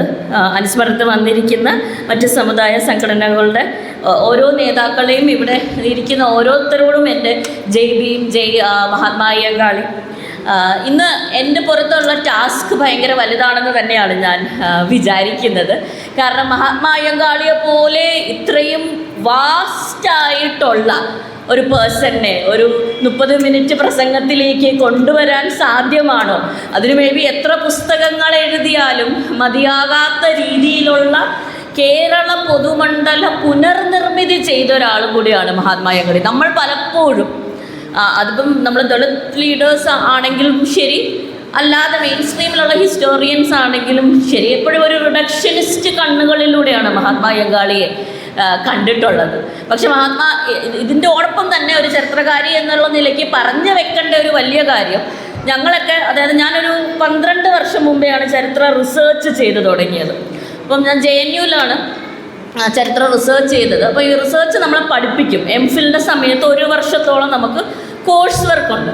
അപ്പോൾ കോഴ്സ് വർക്കിൻ്റെ സമയത്ത് എനിക്ക് പ്രൊഫസർ വിജയരാമസ്വാമി എന്ന് പറഞ്ഞ ഒരു ടീച്ചറാണ് ഞങ്ങൾക്ക് ഈ കോഴ്സ് വർക്ക് എടുത്തുകൊണ്ടിരിക്കുന്നത്. അപ്പോൾ അവരുടെ ഒരു കോഴ്സുണ്ട്, ഡിവോഷൻ ആൻഡ് ഡിസെൻറ്റ് എന്നാണ് കോഴ്സിൻ്റെ പേര്. ഭക്തിയും തിരിച്ചടിയും എന്നാണെങ്കിൽ നമുക്ക് മലയാളത്തിൽ അത് ട്രാൻസ്ലേറ്റ് ചെയ്യാം. അപ്പം ഈ ഡിവോഷൻ ആൻഡ് ഡിസെൻറ്റ് കോഴ്സിൽ നമുക്ക് ഇന്ത്യയിൽ എവിടെയുള്ള സോഷ്യൽ റിഫോമേഴ്സിനെ അതിനെക്കുറിച്ച് നമുക്ക് ഒറിജിനലായിട്ടുള്ള പ്രബന്ധങ്ങൾ അവതരിപ്പിക്കാനുള്ള ചാൻസ്. അപ്പോൾ എൻ്റെ കൂടെ ഉണ്ടായിരുന്ന ഒരു മലയാളി സുഹൃത്ത് പൊയ്കേൽ അപ്പച്ചനെ കുറിച്ചും ഞാൻ മഹാത്മാ അയ്യങ്കാളിയെക്കുറിച്ചുമാണ്. അപ്പോൾ മഹാത്മാ അയ്യങ്കാളിയെക്കുറിച്ച് ഞാനിത് ഒരു ആർട്ടിക്കിൾ സെമിനാർ തയ്യാറാക്കിക്കൊണ്ടിരിക്കുന്ന സമയത്ത് തന്നെ JNUവിൽ തന്നെയുള്ള മറ്റ് മലയാളി അധ്യാപകർ, അത് സവർണ മലയാളി അധ്യാപകരെന്ന് എടുത്തു പറയേണ്ടിയിരിക്കുന്നു, ഇവരോട്, അപ്പോൾ നമുക്കറിയില്ലല്ലോ, നമ്മൾ സ്റ്റുഡൻ്റ് ആയിട്ടിരിക്കുന്ന സമയമാണ്. അപ്പോൾ അവരോട് ഞാൻ ഇതിനു വേണ്ടി പ്രിപ്പയർ ചെയ്യാൻ വേണ്ടി എന്തൊക്കെ വർക്കുകളുണ്ട്, എങ്ങനെയാണ് ഒരു ആർട്ടിക്കിൾ ഇദ്ദേഹത്തിനെക്കുറിച്ച് തയ്യാറാക്കുന്നതെന്ന് ആരായുമ്പോൾ അവരെന്നോട് പറഞ്ഞു, മഹാത്മാ അയ്യങ്കാളിയെക്കുറിച്ച് കേരളത്തിൽ നിന്ന് ഒരു വർക്കും വന്നിട്ടില്ല, ഇംഗ്ലീഷിലാണെങ്കിൽ ഒരു വർക്ക് പോലും വന്നിട്ടില്ല, നിങ്ങളതെടുത്താൽ നിങ്ങളുടെ മാർക്ക് കുറയത്തേ ഉള്ളൂ, അല്ലെങ്കിൽ ഫ്യൂച്ചറിൽ നിങ്ങൾക്കതൊരു PhD ആയിട്ട് ഡെവലപ്പ് ചെയ്തെടുക്കണമെങ്കിൽ, അല്ലെങ്കിൽ ഒരു റിസർച്ച് വിഷയമായിട്ട് ഡെവലപ്പ് ചെയ്തെടുക്കണമെങ്കിൽ നിങ്ങൾക്ക് ഭയങ്കര കഷ്ടമായിരിക്കും. കാരണം മഹാത്മാ അയ്യങ്കാളി നിരക്ഷരനായ ഒരാളായിരുന്നു. അദ്ദേഹത്തിൻ്റേതായിട്ടുള്ളൊരു കൃതിയൊന്നും എഴുതിയിട്ടില്ല. ഇപ്പം നാരായണഗുരു അല്ലെങ്കിൽ ഫൂലെയൊക്കെ ആണെങ്കിൽ അവർ തന്നെ എഴുതിയിട്ടുണ്ട്, അങ്ങനെയെങ്കിലും സ്കോപ്പ് ഉണ്ടായിരുന്നു. മഹാത്മാ അയ്യങ്കാളിക്ക് അങ്ങനെ ഒരു സ്കോപ്പേ ഇല്ല. ഒന്ന് ആലോചിച്ച് നോക്കുക, ഒരു കുട്ടി ചെന്ന് പറയുകയാണ്, ചരിത്രം നിർമ്മിക്കുന്ന ആയിട്ടുള്ള ചരിത്രകാരോടാണ് ചോദിക്കുന്നത് ഇതെങ്ങനെ ചെയ്യുമെന്ന് ചോദിക്കുമ്പോൾ ആ കുട്ടിയെ മാക്സിമം രീതിയിൽ ഡിസ്കറേജ് ചെയ്തു. ഇത് ചെയ്യാൻ സാധ്യതയില്ല, ചെയ്താൽ തന്നെ നിങ്ങൾക്ക് മാർക്ക് കുറയുമെന്നുള്ള മട്ടിൽ പറഞ്ഞു വിടുകയാണ് ചെയ്യുന്നത്. പക്ഷെ ആ ഒരു സമയത്ത് അന്ന് എനിക്കിവിടെ കുറച്ച് സുഹൃത്തുക്കളുണ്ടായിരുന്നു. അങ്ങനെ TH ചെന്താരശ്ശേരി സാറിൻ്റെ മഹാത്മാ അയ്യങ്കാളി എന്നുള്ള വർക്ക്, മലയാളത്തിലുള്ള വർക്ക് എനിക്കിവിടുന്ന് പോസ്റ്റായിട്ട് അയച്ചു തരികയും അത് ആന്ധ്രാക്കാരിയായിട്ടുള്ള എൻ്റെ ടീച്ചറിനെ ഞാൻ ഈ മലയാള ലിപിയിലുള്ള ബുക്ക് കൊണ്ട് കാണിച്ചപ്പോൾ ആ ടീച്ചർ, മലയാളി അധ്യാപകരല്ല, ആന്ധ്രക്കാരിയായിട്ടുള്ള ടീച്ചറാണ് എന്നോട് പറഞ്ഞത്, എവിടെയെങ്കിലും ഏതെങ്കിലും ഭാഷയിൽ ബുക്കുണ്ടല്ലോ നിങ്ങൾ ചെയ്തോ. നമ്മുടെ ഒക്കെ റെസ്പോൺസിബിലിറ്റി എന്ന് പറയുന്നത് ഈ പറഞ്ഞ ചരിത്രങ്ങൾ വീണ്ടും വീണ്ടും പറഞ്ഞുകൊണ്ടിരിക്കുന്നതല്ല, പുതിയ ചരിത്രങ്ങൾ എഴുതുന്നതാണ്. പുതിയതായിട്ട് വഴിവെട്ടി വന്നവരുടെ ചരിത്രം എഴുതുന്നതാണ് ഒരു ചരിത്രകാരിയുടെ അല്ലെങ്കിൽ ഒരു ചരിത്രകാരൻ്റെ ദൗത്യം. ധൈര്യമായിട്ട് എഴുതിക്കോളാൻ പറയുകയും അങ്ങനെ ആ രേഖകളും പിന്നെ അന്ന് മഹാത്മാ അയ്യങ്കാളിയുടെ ഒരു ഡിജിറ്റൈസേഷൻ പ്രൊജക്റ്റിൻ്റെ ആദ്യ കാലഘട്ടമായിരുന്നു. അതും കൂടെ വെച്ചിട്ടാണ് ഞാൻ പ്രബന്ധം അവതരിപ്പിക്കുന്നത്. ഞാൻ ക്ലാസ്സിൽ പ്രബന്ധം അവതരിപ്പിച്ച് കഴിഞ്ഞിട്ട് കൂടെയുള്ള വിദ്യാർത്ഥികളും അതേപോലെ തന്നെ 3 ടീച്ചേഴ്സാണ് അതിന് മാർക്കുകാരുണ്ട്. അവർ 3 പേരും എന്നോട് ചോദിച്ചത് ഇതാണ്, ഇതുവരെ എൻ്റെ ഒരു വളരെ ചെറിയ പ്രബന്ധമായിരുന്നു. അങ്ങനെ ഞാൻ ഇന്നും അതെൻ്റെ ഒരു ലോകോത്തര അങ്ങനെയല്ല, അതൊരു MPhil വിദ്യാർത്ഥി എഴുതുന്ന അതിൻ്റെ എല്ലാ പരിമിതികളുമുള്ള ഒരു പ്രസൻറ്റേഷനായിരുന്നു ഞാൻ അന്ന് ചെയ്തത്. പക്ഷേ ഈ ചെറിയ പ്രസൻറ്റേഷൻ കഴിഞ്ഞ് അന്ന് അവിടെ ഉണ്ടായിരുന്ന ബിഹാരി ആയിട്ടുള്ള ഒരു മേജർ പ്രൊഫസർ എന്നോട് പേര് പറയാം, ആദിത്യ മുഖർജി എന്ന് പറഞ്ഞ മേജർ പ്രൊഫസർ എന്നോട് വന്ന് ചോദിച്ചിങ്ങനെയാണ്, എന്തുകൊണ്ടാണ് ഇത്ര വലിയൊരു മഹാത്മാവിനെ കുറിച്ച് നിങ്ങളുടെ ഈ കേരളക്കാരായിട്ടുള്ള പ്രൊഫസേഴ്സോ ഹിസ്റ്റോറിയൻസോ ഒരു മേജർ വർക്ക് എഴുതാത്തത്? ഇദ്ദേഹം മാർക്സിനെ പോലെ അറിയപ്പെടേണ്ട, അല്ലെങ്കിൽ ലെനിനെ പോലെ അറിയപ്പെടേണ്ട, ഷെഗുവേരയെ പോലെ അറിയപ്പെടേണ്ട ഒരാളല്ലേ? ഇങ്ങനെ ഒരാൾ ഇന്ത്യയിൽ നിന്നുണ്ട് എന്നുള്ളത് ഇന്ത്യക്ക് അഭിമാനമല്ലേ? എന്നിട്ട് അദ്ദേഹം ഇങ്ങനെയാണ് പറഞ്ഞത്, അദ്ദേഹത്തിൻ്റെ തൊട്ടടുത്തിരുന്ന ഒരു മറാഠി പ്രൊഫസറാണ്. എന്നിട്ട് ആ മറാഠി പ്രൊഫസറിനെ ചൂണ്ടിക്കാണിച്ച് അദ്ദേഹം ഇങ്ങനെയാണ് പറഞ്ഞത്, ഇവരുടെ നാട്ടിലെങ്ങാനുമായിരുന്നു അദ്ദേഹം ജനിച്ചിരുന്നെങ്കിൽ ലോകം അറിയുന്ന ഒരു ഹീറോ ആയിട്ട് ഇദ്ദേഹം വാഴ്ത്തപ്പെട്ടേ. എനിക്കൊരു ഭയങ്കര ഐ ഓപ്പണറായിരുന്നു ഈ ഒരു കോൺവെർസേഷൻ എന്ന് പറയുന്നത്. അതായത് പലപ്പോഴും നമുക്ക് വളരെ മനഃപൂർവ്വമായിട്ടുള്ളൊരു ഇൻവിസിബിലൈസേഷൻ പ്രോസസ്സിലൂടെ അല്ലെങ്കിൽ അദൃശ്യവൽക്കരണം എന്നുള്ള പ്രോസസ്സിലൂടെ വിട്ടപ്പെട്ട ചരിത്രങ്ങളാണ് നമുക്ക് മഹാത്മാ അയ്യങ്കാളിയുടെയും പൊയ്കയിൽ അപ്പച്ചൻ്റെയൊക്കെ കാണാൻ പറ്റുന്നത്. മാം ഇവിടെ നേരത്തെ സൂചിപ്പിക്കുകയുണ്ടായി, അദ്ദേഹം 1941 അദ്ദേഹത്തിൻ്റെ പരിനിർവാണത്തിന് ശേഷം 35 വർഷങ്ങളോളം ശേഷമാണ് TH ചെന്താരശ്ശേരി സാറിൻ്റെ ആദ്യത്തെ ഒരു മഹാത്മാ അയ്യങ്കാളി എന്ന് പറഞ്ഞൊരു വർക്ക് വരുന്നത്. അത് കഴിഞ്ഞിട്ട് പിന്നെ കുന്നുകുഴി മണി സാറിൻ്റെ മഹാത്മാ അയ്യങ്കാളി എന്നുള്ള വർക്ക് തന്നെ വരുന്നു. അദ്ദേഹത്തിൻ്റെ പാർലമെൻ്ററി പ്രസംഗങ്ങളുടെ അന്ന് ശ്രീമൂലം പ്രജാസഭയിൽ നടത്തിയ പ്രസംഗങ്ങളുടെ വർക്ക് വരുന്നു. ഇതെല്ലാം എത്രയോ കാലങ്ങൾ കഴിഞ്ഞാണ് വരുന്നതെന്ന് ആലോചിച്ചോക്കെ. ഇന്ന് പല ലീഡേഴ്സും ജീവിച്ചിരിക്കുമ്പോൾ തന്നെ അവരുടെ ബയോഗ്രഫീസ് വെളിയിലിറങ്ങുമ്പോഴാണ് മഹാത്മാ അയ്യങ്കാളി മരിച്ചു കഴിഞ്ഞ് 35 വർഷം കാത്തിരിക്കേണ്ടി വന്നു.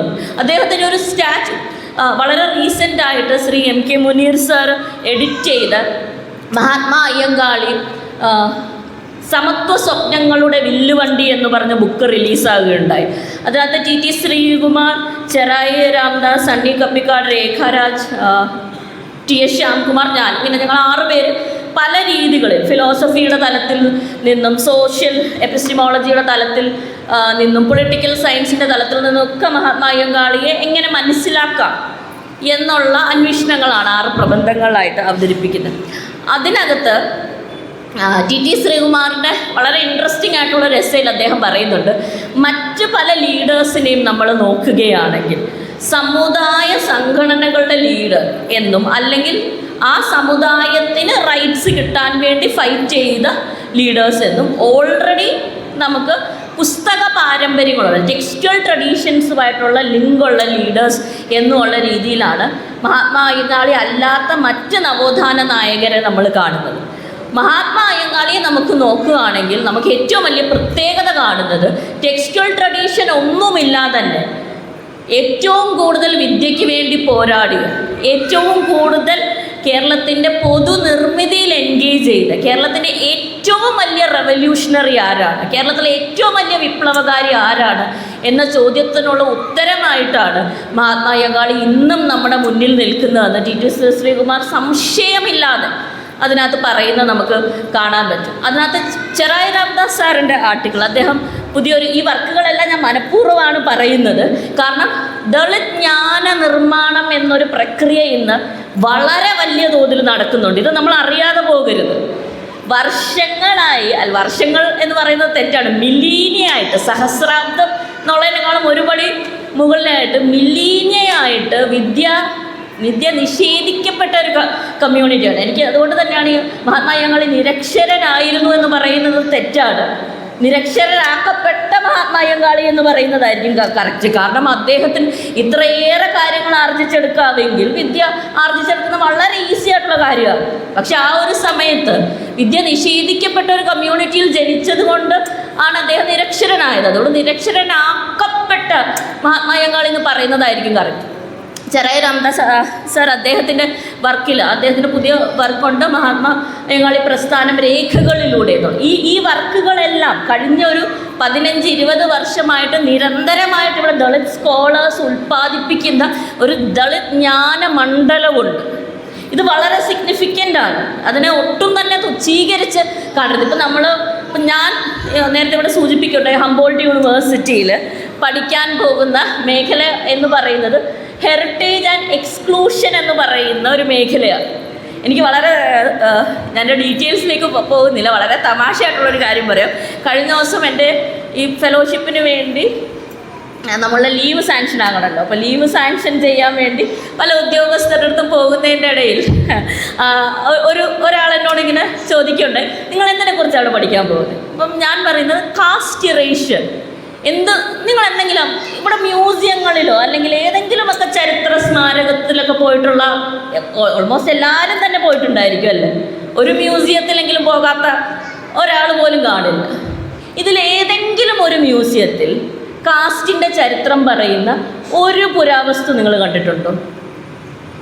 ഒരടിമച്ചങ്ങല കണ്ടിട്ടുണ്ടോ? ഒരു കല്ലമാല കണ്ടിട്ടുണ്ടോ? എല്ലാം കേരള ഹിസ്റ്ററി മ്യൂസിയങ്ങൾ അല്ലെങ്കിൽ ഇന്ത്യൻ ഹിസ്റ്ററി മ്യൂസിയങ്ങൾ എന്ന് തന്നെയാണല്ലോ ഇതിൻ്റെയൊക്കെ വിളിപ്പേര്.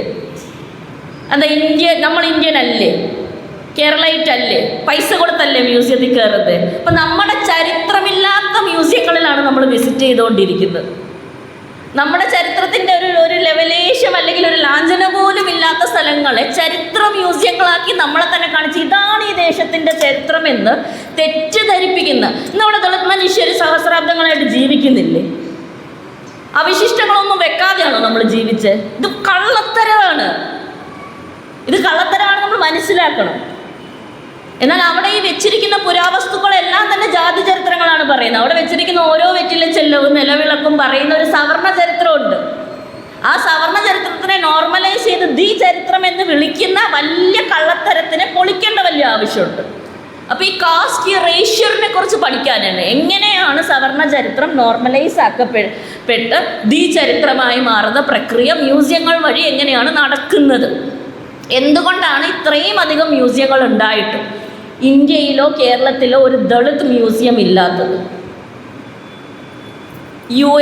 USA-യിലും എന്തിന് ബ്രിട്ടനിലും ഫ്രാൻസിലും പോലും ആഫ്രിക്കൻ അമേരിക്കനും ആംഗ്ലോ ആഫ്രിക്കൻ മ്യൂസിയമും ഫ്രാങ്കോ ആഫ്രിക്കൻ മ്യൂസിയങ്ങളും ഉണ്ട്. സ്ലേവ് ഹിസ്റ്ററിൻ്റെ അടിമ ചരിത്രങ്ങൾ പറയുന്ന, അടിമകളെ എങ്ങനെയാണ് ടോർച്ചർ ചെയ്തിരുന്നത് എന്ന് പോലും കാണിക്കുന്നത്. ഇത് ഹിസ്റ്ററിയുടെ ഭാഗമാണെന്ന്. നിങ്ങൾക്ക് എപ്പോഴും ഇൻവിസിബിലൈസ് ചെയ്ത ഒരു മനുഷ്യരെ നിങ്ങൾ ഒരിക്കലും അടിച്ചമർത്തിയിട്ടില്ല, അവരെ ചങ്ങലക്കിട്ടിട്ടില്ല എന്നുള്ള രീതി ഡിനൈ ചെയ്തുകൊണ്ട് നിങ്ങൾക്ക് മുമ്പോട്ട് പോകാൻ പറ്റില്ല. ഇങ്ങനെയുള്ള ചരിത്രങ്ങൾ പറയാത്തത് കൊണ്ടാണ് ഇന്നും ആൾക്കാർക്ക് റിസർവേഷൻ എന്താണെന്ന് മനസ്സിലാകാത്തത്. 3000 വർഷം നിങ്ങൾ സപ്രസ് ചെയ്തിട്ടുണ്ടെന്ന് തിരിഞ്ഞു നിന്ന് നമുക്ക് പറയാൻ പറ്റണം, പ്രൂവ് ചെയ്യാൻ പറ്റണം. അതിന് ചരിത്ര രേഖകൾ വളരെ കൃത്യമായിട്ടുണ്ട്. ആ ചരിത്രരേഖകൾ മനഃപൂർവ്വം പറയാതിരിക്കുന്നതിൻ്റെ പുറകിൽ ഒരു വളരെ കൃത്യമായിട്ടുള്ളൊരു അക്കാഡമിക് പൊളിറ്റിക്സ് നടക്കുന്നുണ്ട്. ആ അക്കാഡമിക് പൊളിറ്റിക്സിൻ്റെ ഭാഗമായിട്ടാണ് ഞാൻ ആദ്യം പറഞ്ഞതുപോലെ മലയാളി പ്രൊഫസേഴ്സ് വരെ പറയുന്നത് മഹാത്മാ അയ്യങ്കാളിയെക്കുറിച്ച് നമുക്ക് ഒരു രേഖയില്ല. 100 കണക്കിന് രേഖകളുണ്ട്. ശ്രീമൂലം പ്രജാസഭയിലുള്ള അദ്ദേഹത്തിൻ്റെ പ്രസംഗങ്ങളെ കുറിച്ചിട്ട്, അദ്ദേഹം താമസിച്ച വീട്, അദ്ദേഹം പോരാടിയ ശാലിയത്തെരുവ്, ഇതെല്ലാം തന്നെ ചരിത്രരേഖകളാണ്. ഇത് വളരെ തമാശയായിട്ട് എനിക്ക് തോന്നുന്ന ഒരു കാര്യമാണ്. നമ്മൾ സരസ്വതി നദി എന്നുള്ള ഒരു മൈത്തോളജിക്കൽ നദിയുണ്ട്. അതിൻ്റെ തീരത്തൊരു സരസ്വതി സിവിലൈസേഷൻ ഉണ്ടായിരുന്നെന്നാണ് പറയപ്പെടുന്നത്. അതാണ് സൈന്ധവ ഹാരപ്പൻ വാലി സിവിലൈസേഷൻ അല്ലെങ്കിൽ ഇൻഡസ് വാലി സിവിലൈസേഷൻ എന്ന് പറയപ്പെടുന്ന ഒരു പ്രബലമായിട്ട് നിൽക്കുന്ന ഒരു ചരിത്ര ചിന്താധാര വരെയുണ്ട്. എന്നാൽ ഈ സരസ്വതി നദി എവിടെയാണെന്ന് ആൾക്കാർ കണ്ടുപിടിച്ചിട്ടില്ല. അത് ഇന്നും തർക്കിച്ചുകൊണ്ടിരിക്കുകയാണ്. അത് ഇതിലേക്കൂടെയാണ് ഒഴുകിയത്, അത് ആക്ച്വലി ഒരു മിത്തിക്കൽ നദിയായിരുന്നു, സാങ്കല്പികമായിട്ടൊരു നദിയായിരുന്നു, യഥാർത്ഥമായിട്ടുള്ളൊരു നദിയായിരുന്നു. ഇത് 4000 വർഷം മുമ്പേ ഉള്ളൊരു ഡിബേറ്റാണ്. ഞാൻ അതിലേക്ക് കടക്കുന്നില്ല. പക്ഷെ ഞാനിവിടെ ഉന്നയിക്കാൻ ശ്രമിക്കുന്ന ഒറ്റ കാര്യമുള്ളൂ. നമ്മളിൽ നിന്ന് 100 വർഷം പോലും പഴക്കമില്ലാത്ത മഹാത്മാ അയ്യങ്കാളിക്ക് ആ നദിയെ നമുക്ക് അംഗീകരിക്കാൻ പറ്റും. നമ്മുടെ സ്കൂൾ ടെക്സ്റ്റ് ബുക്കുകളിൽ ആ നദിയെക്കുറിച്ചിട്ടുള്ള ഇന്നും നിങ്ങൾക്ക് CBSE ടെക്സ്റ്റ് എടുത്ത് നോക്കുകയാണെങ്കിൽ ഹാരപ്പൻ വാലി സിവിലൈസേഷനെ കുറിച്ചുള്ള എല്ലാ ചാപ്റ്ററുകളിലും ഈ നദിയെക്കുറിച്ചുള്ള പരാമർശം കാണും. പക്ഷെ മഹാത്മാ അയ്യങ്കാളി ജീവിച്ചിരുന്ന, നമുക്ക് വേണ്ടി പോരാടിയ, ഇന്ന് ആധുനിക കേരളത്തിനെ കേരളമാക്കിയ മഹാത്മാ അയ്യങ്കാളിയെ കുറിച്ച് ചോദിച്ചാൽ അയ്യോ ഞങ്ങളുടെ കയ്യിൽ രേഖയില്ല എന്ന് പറയും.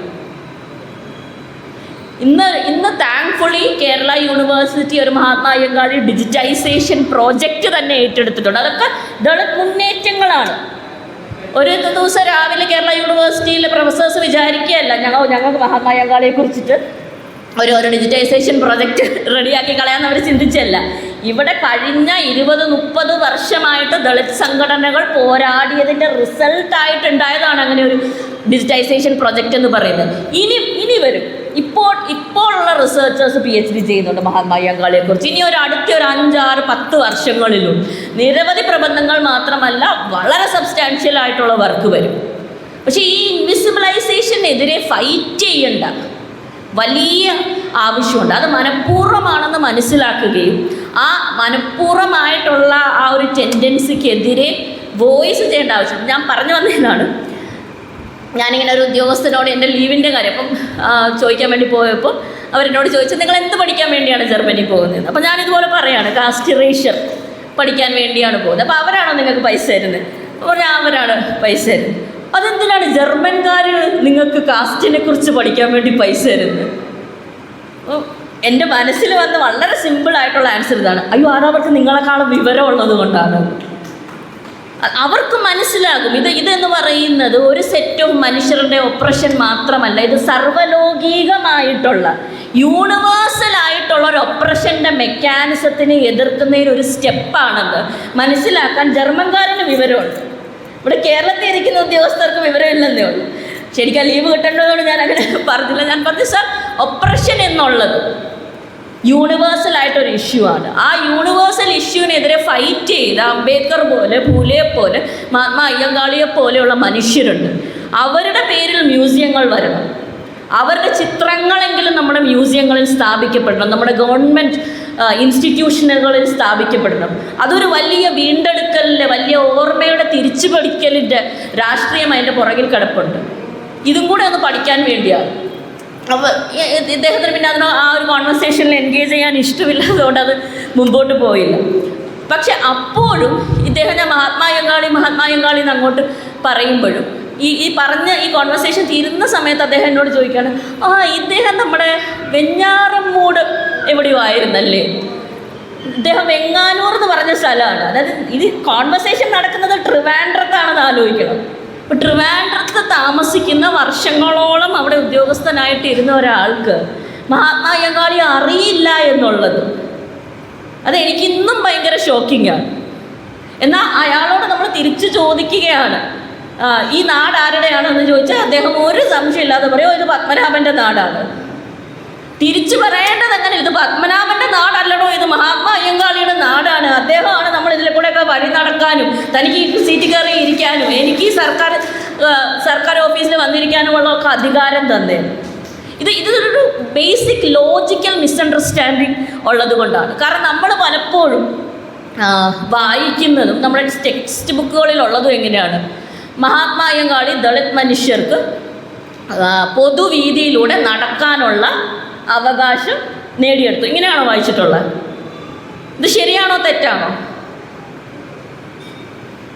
ഈ സ്റ്റേറ്റ്മെൻറ്റ് ശരിയാണോ തെറ്റാണോ? ദളിത് മനുഷ്യർക്ക് മഹാത്മാ അയ്യങ്കാളി പൊതുവഴിയിലൂടെ നടക്കാനുള്ള അവകാശം നേടിത്തന്നു.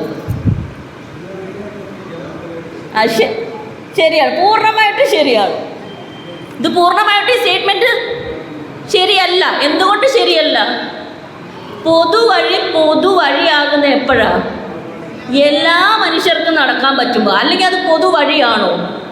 അപ്പം രാജവീതിയെ പൊതുവീതിയാക്കി മാറ്റിയ മഹാരഥനാണ് മഹാത്മാ അയ്യങ്കാളി. മഹാത്മാ അയ്യങ്കാളി ഇല്ലാതെ കേരളത്തിലൊരു പൊതുവില്ല, ഒരു പബ്ലിക് സ്ഫിയർ എന്ന് പറയുന്നത്. മഹാത്മാ അയ്യങ്കാളി ഇല്ലാതെ നമുക്ക് ആലോചിക്കാൻ കൂടി പറ്റില്ല. ഇത് നിരന്തരമായിട്ട് മഹാത്മാ അയ്യങ്കാളിയുടെ പ്രസംഗങ്ങളിലും അദ്ദേഹത്തിൻ്റെ പ്രവൃത്തികളിലും നമുക്ക് കാണാൻ പറ്റും.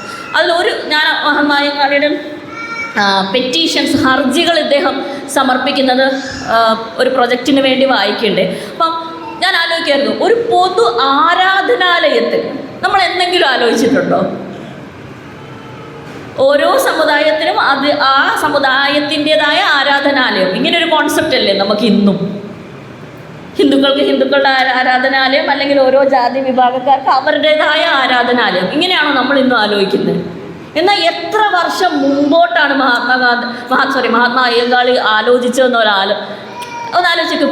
എല്ലാ മനുഷ്യർക്കും ഒരുമിച്ചിരുന്ന് ആരാധിക്കാൻ പറ്റുന്ന ഒരു കോമൺ വർഷിപ്പ് പ്ലേസിനെ കുറിച്ച്, തിരുവിതാംകൂർ മഹാരാജാവിന് അതിൻ്റെ ഒരു ആവശ്യകതയെക്കുറിച്ച് മഹാത്മാ അയ്യങ്കാളി പെറ്റീഷൻ ചെയ്യുന്നുണ്ട്. പൊതുവൽ ഭൂമികളെ കുറിച്ചിട്ട്, അതായത് പൊതുവായിട്ട് കിടക്കുന്ന, ഇപ്പം നമുക്കറിയാം 2 പ്രാവശ്യമൊക്കെ വിളവിറക്കി കഴിഞ്ഞാൽ ആ ഒരു കണ്ടം പിന്നെ കുറേ നാൾ വെറുതെ ഇട്ടേക്കും, അല്ലെങ്കിൽ ഇതുവരെ കൃഷി എടുക്കാത്ത സ്ഥലങ്ങളുണ്ടായിരിക്കും. ഈ പൊതുവൽ ഭൂമികളും ഈ ഫെർട്ടിലിറ്റി റിന്യൂ ചെയ്യാൻ വേണ്ടി ഇട്ടിരിക്കുന്ന കൃഷി സ്ഥലങ്ങളും എന്ത് ചെയ്യണമെന്ന് മഹാത്മാ അയ്യങ്കാളി രാജാവിന്, ആക്ച്വലി ദിവാന് ലെറ്റർ എഴുതി നമുക്ക് കാണാം. എന്നിട്ട് വളരെ കൃത്യമായിട്ട് മഹാത്മാ അയ്യങ്കാളി പറയുന്നുണ്ട്, ഈ പൊതുവൽ ഭൂമികളിൽ ഇവിടെയുള്ള റിസോഴ്സസ്, അതായത് ഇവിടെ ഉണ്ടാകുന്ന തെങ്ങിൻ്റെ ഓല, പനയോല, ഇതുപോലുള്ള കാര്യങ്ങൾ, ആ റിസോഴ്സസ് യൂസ് ചെയ്തിരുന്ന ഇവിടെ പുലയ കണിക്ക സമൂഹങ്ങളാണ്. അവരുടെ മുറം നെയ്യാനും കൊട്ടയുണ്ടാക്കാനും പായുണ്ടാക്കാനും ഒക്കെയാണ്. ഈ അധികാരങ്ങൾ നഷ്ടപ്പെട്ടു പോകാതെ കാത്തു സൂക്ഷിക്കേണ്ടത് തിരുവിതാംകൂർ മഹാരാജ്യത്തിൻ്റെ ആവശ്യമാണ്. കാരണം ഈ സ്ഥലങ്ങൾ ഇങ്ങനെ നിലനിന്നില്ലെങ്കിൽ നമ്മുടെ നീർത്തടങ്ങൾ ഇല്ലാതെയാകുമെന്ന് മഹാത്മാ അയ്യങ്കാളി എഴുതി കൊടുക്കുന്നുണ്ട്. ഒന്ന് ആലോചിച്ചു, ഇദ്ദേഹത്തിനെയാണ് നിരക്ഷരൻ എന്ന് വിളിക്കുന്നത്. ഇദ്ദേഹം ജ്ഞാനരൂപമായിട്ട് ജീവിച്ച, അല്ലെങ്കിൽ വിജ്ഞാനമായിട്ട് ജീവിച്ചൊരു മനുഷ്യനാണ്. നമ്മുടെ അറിവിൻ്റെ പരിമിതിയാണ് ഈ ടെക്സ്റ്റ് ബേസ്ഡ്, അതായത് പ്രിൻ്റ് ചെയ്യുന്ന കാര്യങ്ങൾ അല്ലെങ്കിൽ എഴുതപ്പെട്ട് വെക്കുന്ന കാര്യങ്ങൾ മാത്രമാണ് അറിവ് എന്ന് നമ്മളെ തോന്നിപ്പിക്കുന്നത് ഒരു ബ്രാഹ്മണ്യ സവർണ തന്ത്രമാണ്.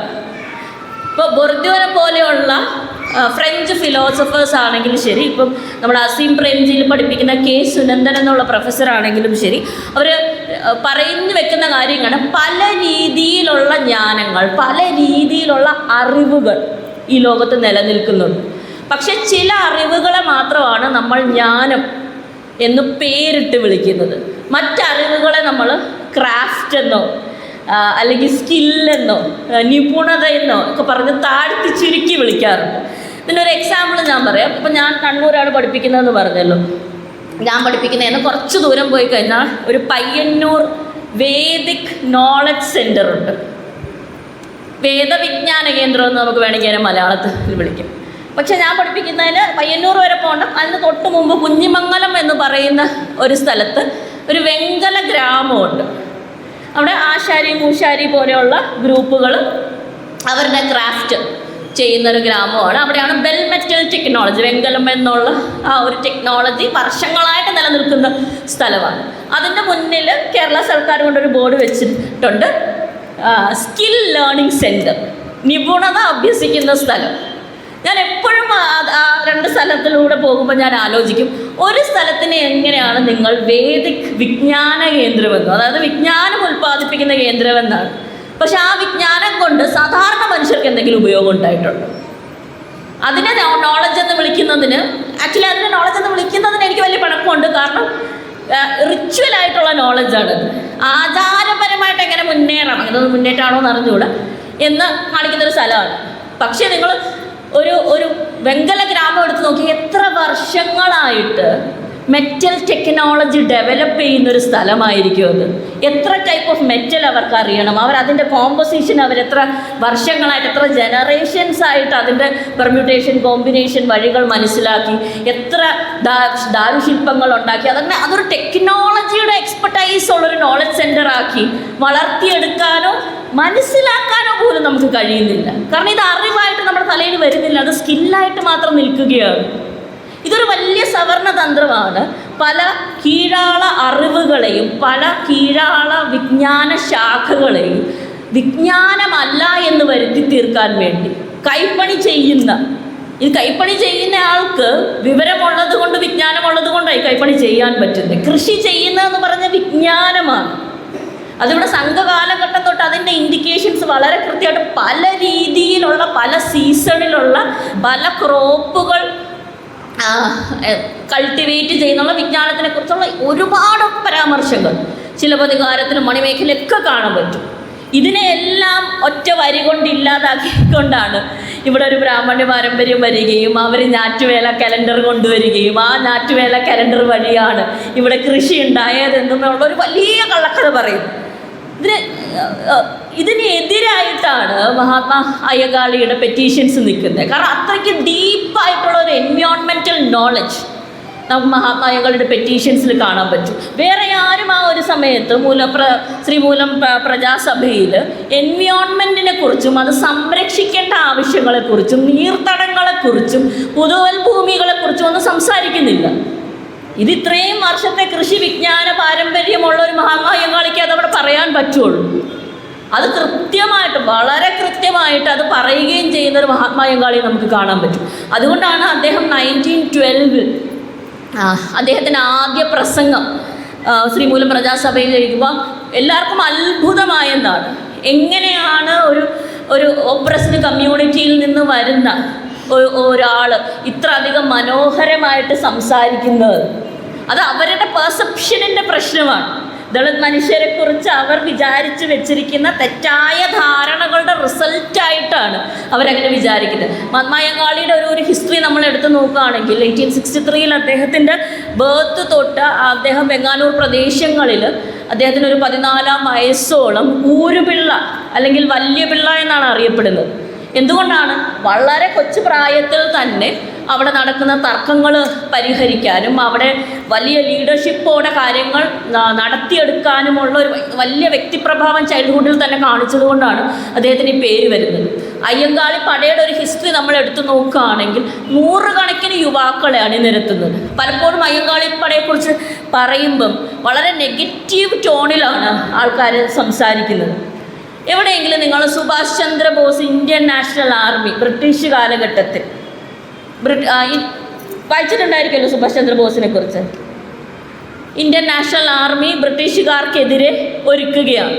ഇതിനെ നെഗറ്റീവ് ടോണിൽ പറഞ്ഞ് നിങ്ങൾ കേട്ടിട്ടുണ്ടോ?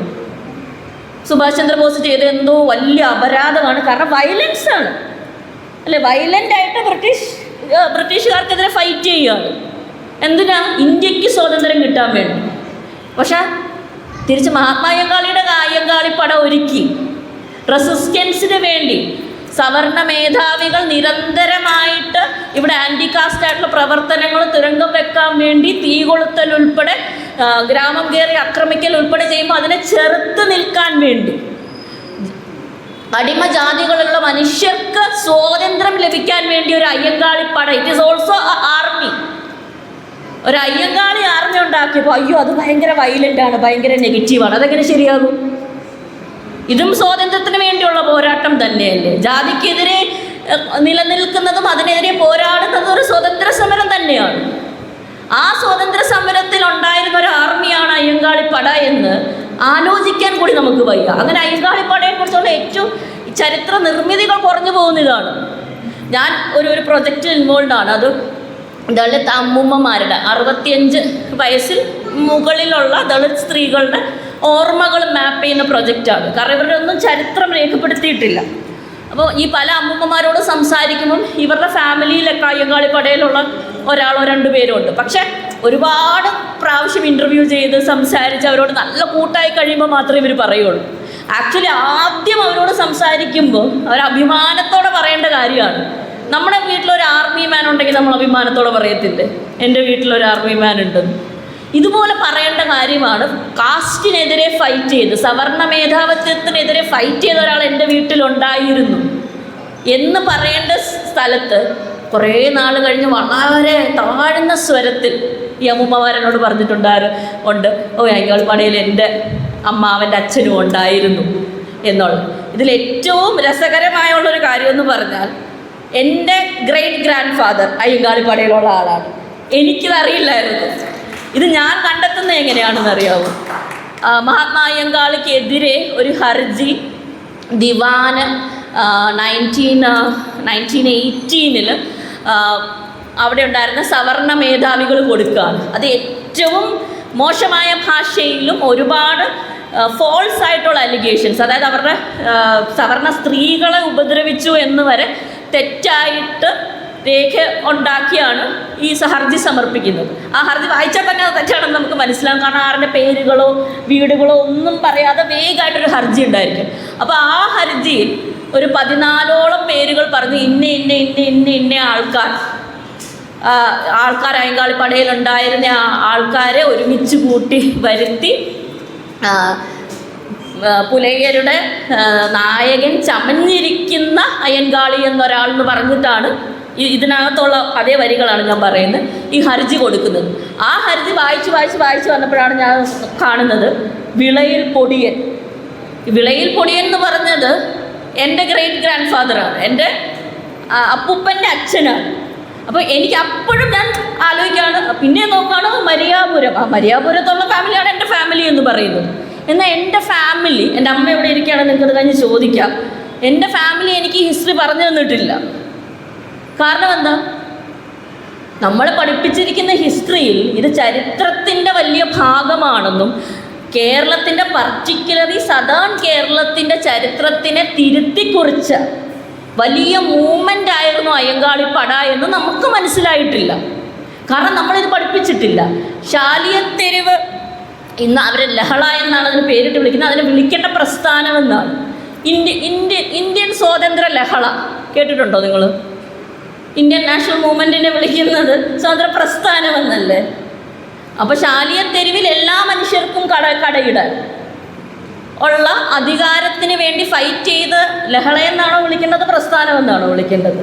അപ്പോൾ ശാലിയത്തെരുവ് പ്രസ്ഥാനത്തിൻ്റെ ബാക്ക്ഗ്രൗണ്ടിലാണ് ഇന്ന് തിരുവനന്തപുരത്ത് പോയാൽ നിങ്ങൾക്ക് ചാല എന്ന് പറയുന്ന ആ ശാലിയത്തെരുവാണ്, ശാലിയ എന്നുള്ളതാണ് ചാല ആയി മാറുന്നത്. ചാലയിൽ ഇന്ന് ഇത്ര അധികം കടകളും വാണിജ്യവും നടക്കുന്നുണ്ടെങ്കിൽ it is thanks to Mahatma Ayyankali.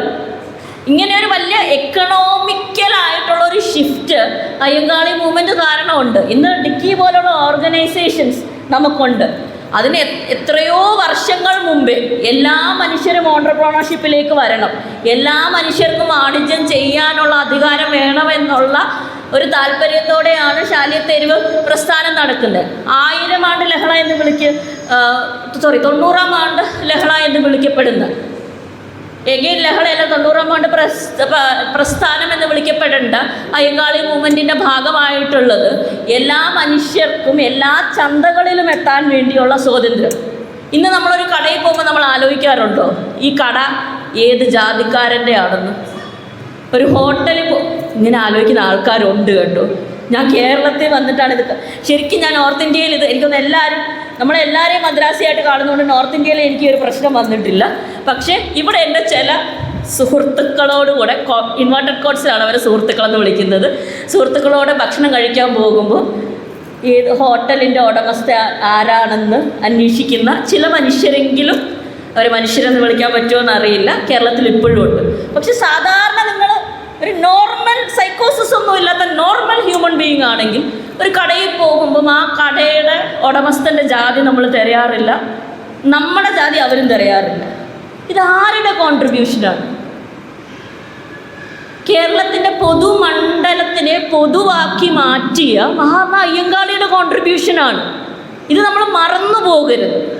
പലപ്പോഴും ഇതുപോലെ അയ്യങ്കാളിയുടെ ഏറ്റവും മിസ്ഇൻറ്റർപ്രറ്റഡ് ആയിട്ടുള്ള ഒരു സ്റ്റേറ്റ്മെൻറ്റാണ് മഹാത്മാഗാന്ധി അദ്ദേഹം കാണുമ്പോഴത്തേക്ക് എൻ്റെ ജനത്തിൽ നിന്ന്, എൻ്റെ മക്കളിൽ നിന്നാണ് അദ്ദേഹം പറഞ്ഞതെന്നാണ് ചില റൈറ്റിങ്സിൽ, എൻ്റെ ജനത്തിൽ നിന്ന് 10 ബിരുദധാരികളെയെങ്കിലും കാണണമെന്നാണ് അദ്ദേഹം പറയുന്നത്.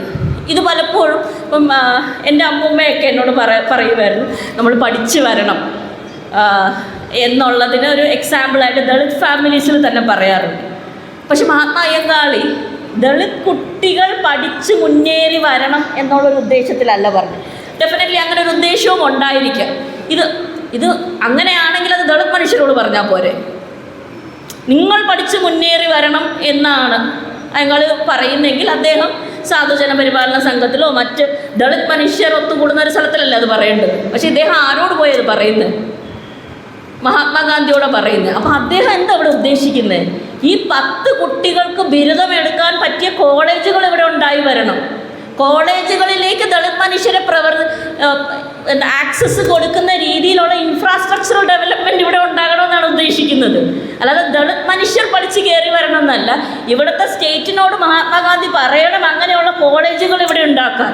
കോളേജുകളിലേക്ക്, സ്കൂളുകളിലേക്ക് മാത്രമല്ല കോളേജിലേക്കുമുള്ള ആക്സസ് ദളിത് മനുഷ്യർക്ക് കൊടുക്കണമെന്നുള്ളൊരു വലിയ യൂണിവേഴ്സലായിട്ടുള്ള ഒരു ഹ്യൂമൻ റൈറ്റ് ബേസ്ഡ് ആയിട്ടുള്ള ഒരു ഐഡിയലാണ് മഹാത്മാഗാന്ധിക്ക് മുന്നിൽ വെക്കുന്നത്.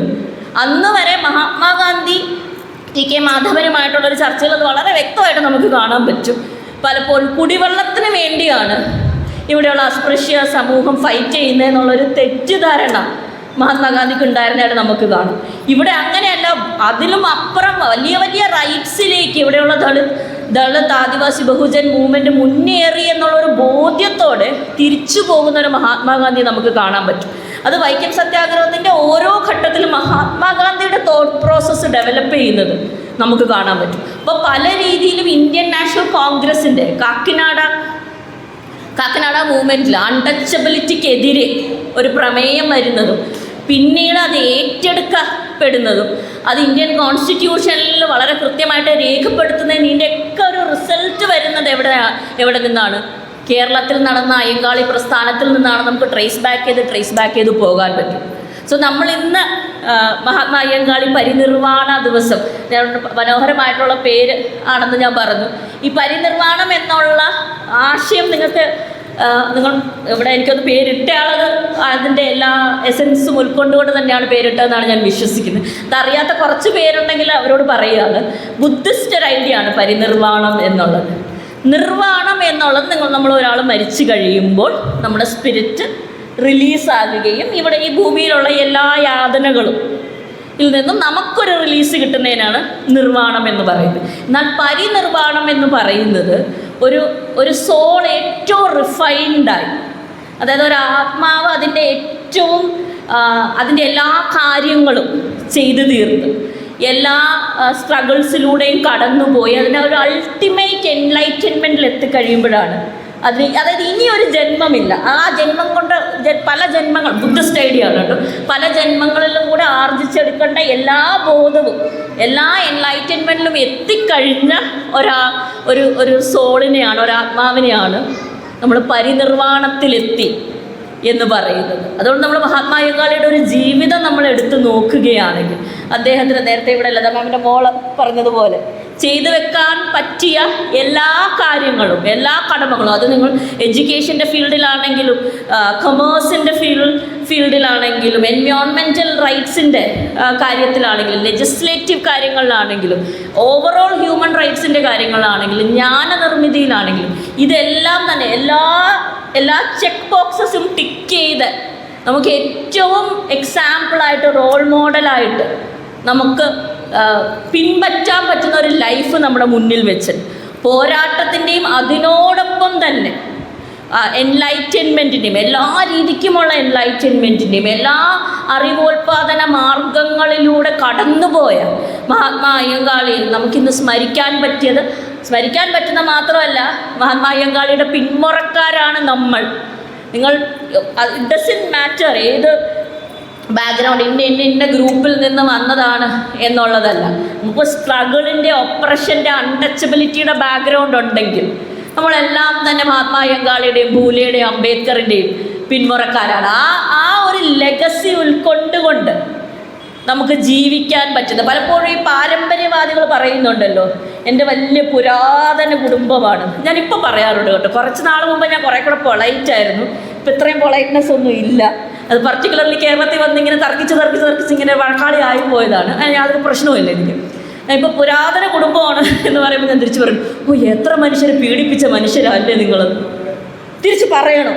എന്നിട്ട് തിരിച്ച് പറഞ്ഞാൽ ഞാനൊക്കെ ഉണ്ടല്ലോ, ഒരു മനുഷ്യരെയും ബുദ്ധിമുട്ടിക്കാത്ത, ഒരു മനുഷ്യരെയും പീഡിപ്പിക്കാത്ത, പല മനുഷ്യർക്ക് വേണ്ടി പോരാടി വന്ന പാരമ്പര്യത്തിലുള്ളതാണ് ഞാൻ. എന്നെ പോലെയുള്ളതാണ് ആദിവാസി മനുഷ്യരെന്ന് തിരിച്ച് പറയാൻ പറ്റും. അങ്ങനെയുള്ളൊരു ലീഡർഷിപ്പിൻ്റെ, അങ്ങനെയുള്ള ദീക്ഷണാശാലികളുടെ, അങ്ങനെയുള്ള മഹാരഥന്മാരുടെ ലെഗസി പേറി നമുക്ക് ഓരോരുത്തർക്കും ജീവിക്കാൻ പറ്റട്ടെ എന്ന് പറഞ്ഞുകൊണ്ട് ഒരു പ്രാവശ്യം കൂടെ ജയ് ഭീം പറഞ്ഞുകൊണ്ട്, ജയ് മഹാത്മാ അയ്യങ്കാളി പറഞ്ഞുകൊണ്ട് നിർത്തുന്നു. ജയ് ഭീം, ജയ്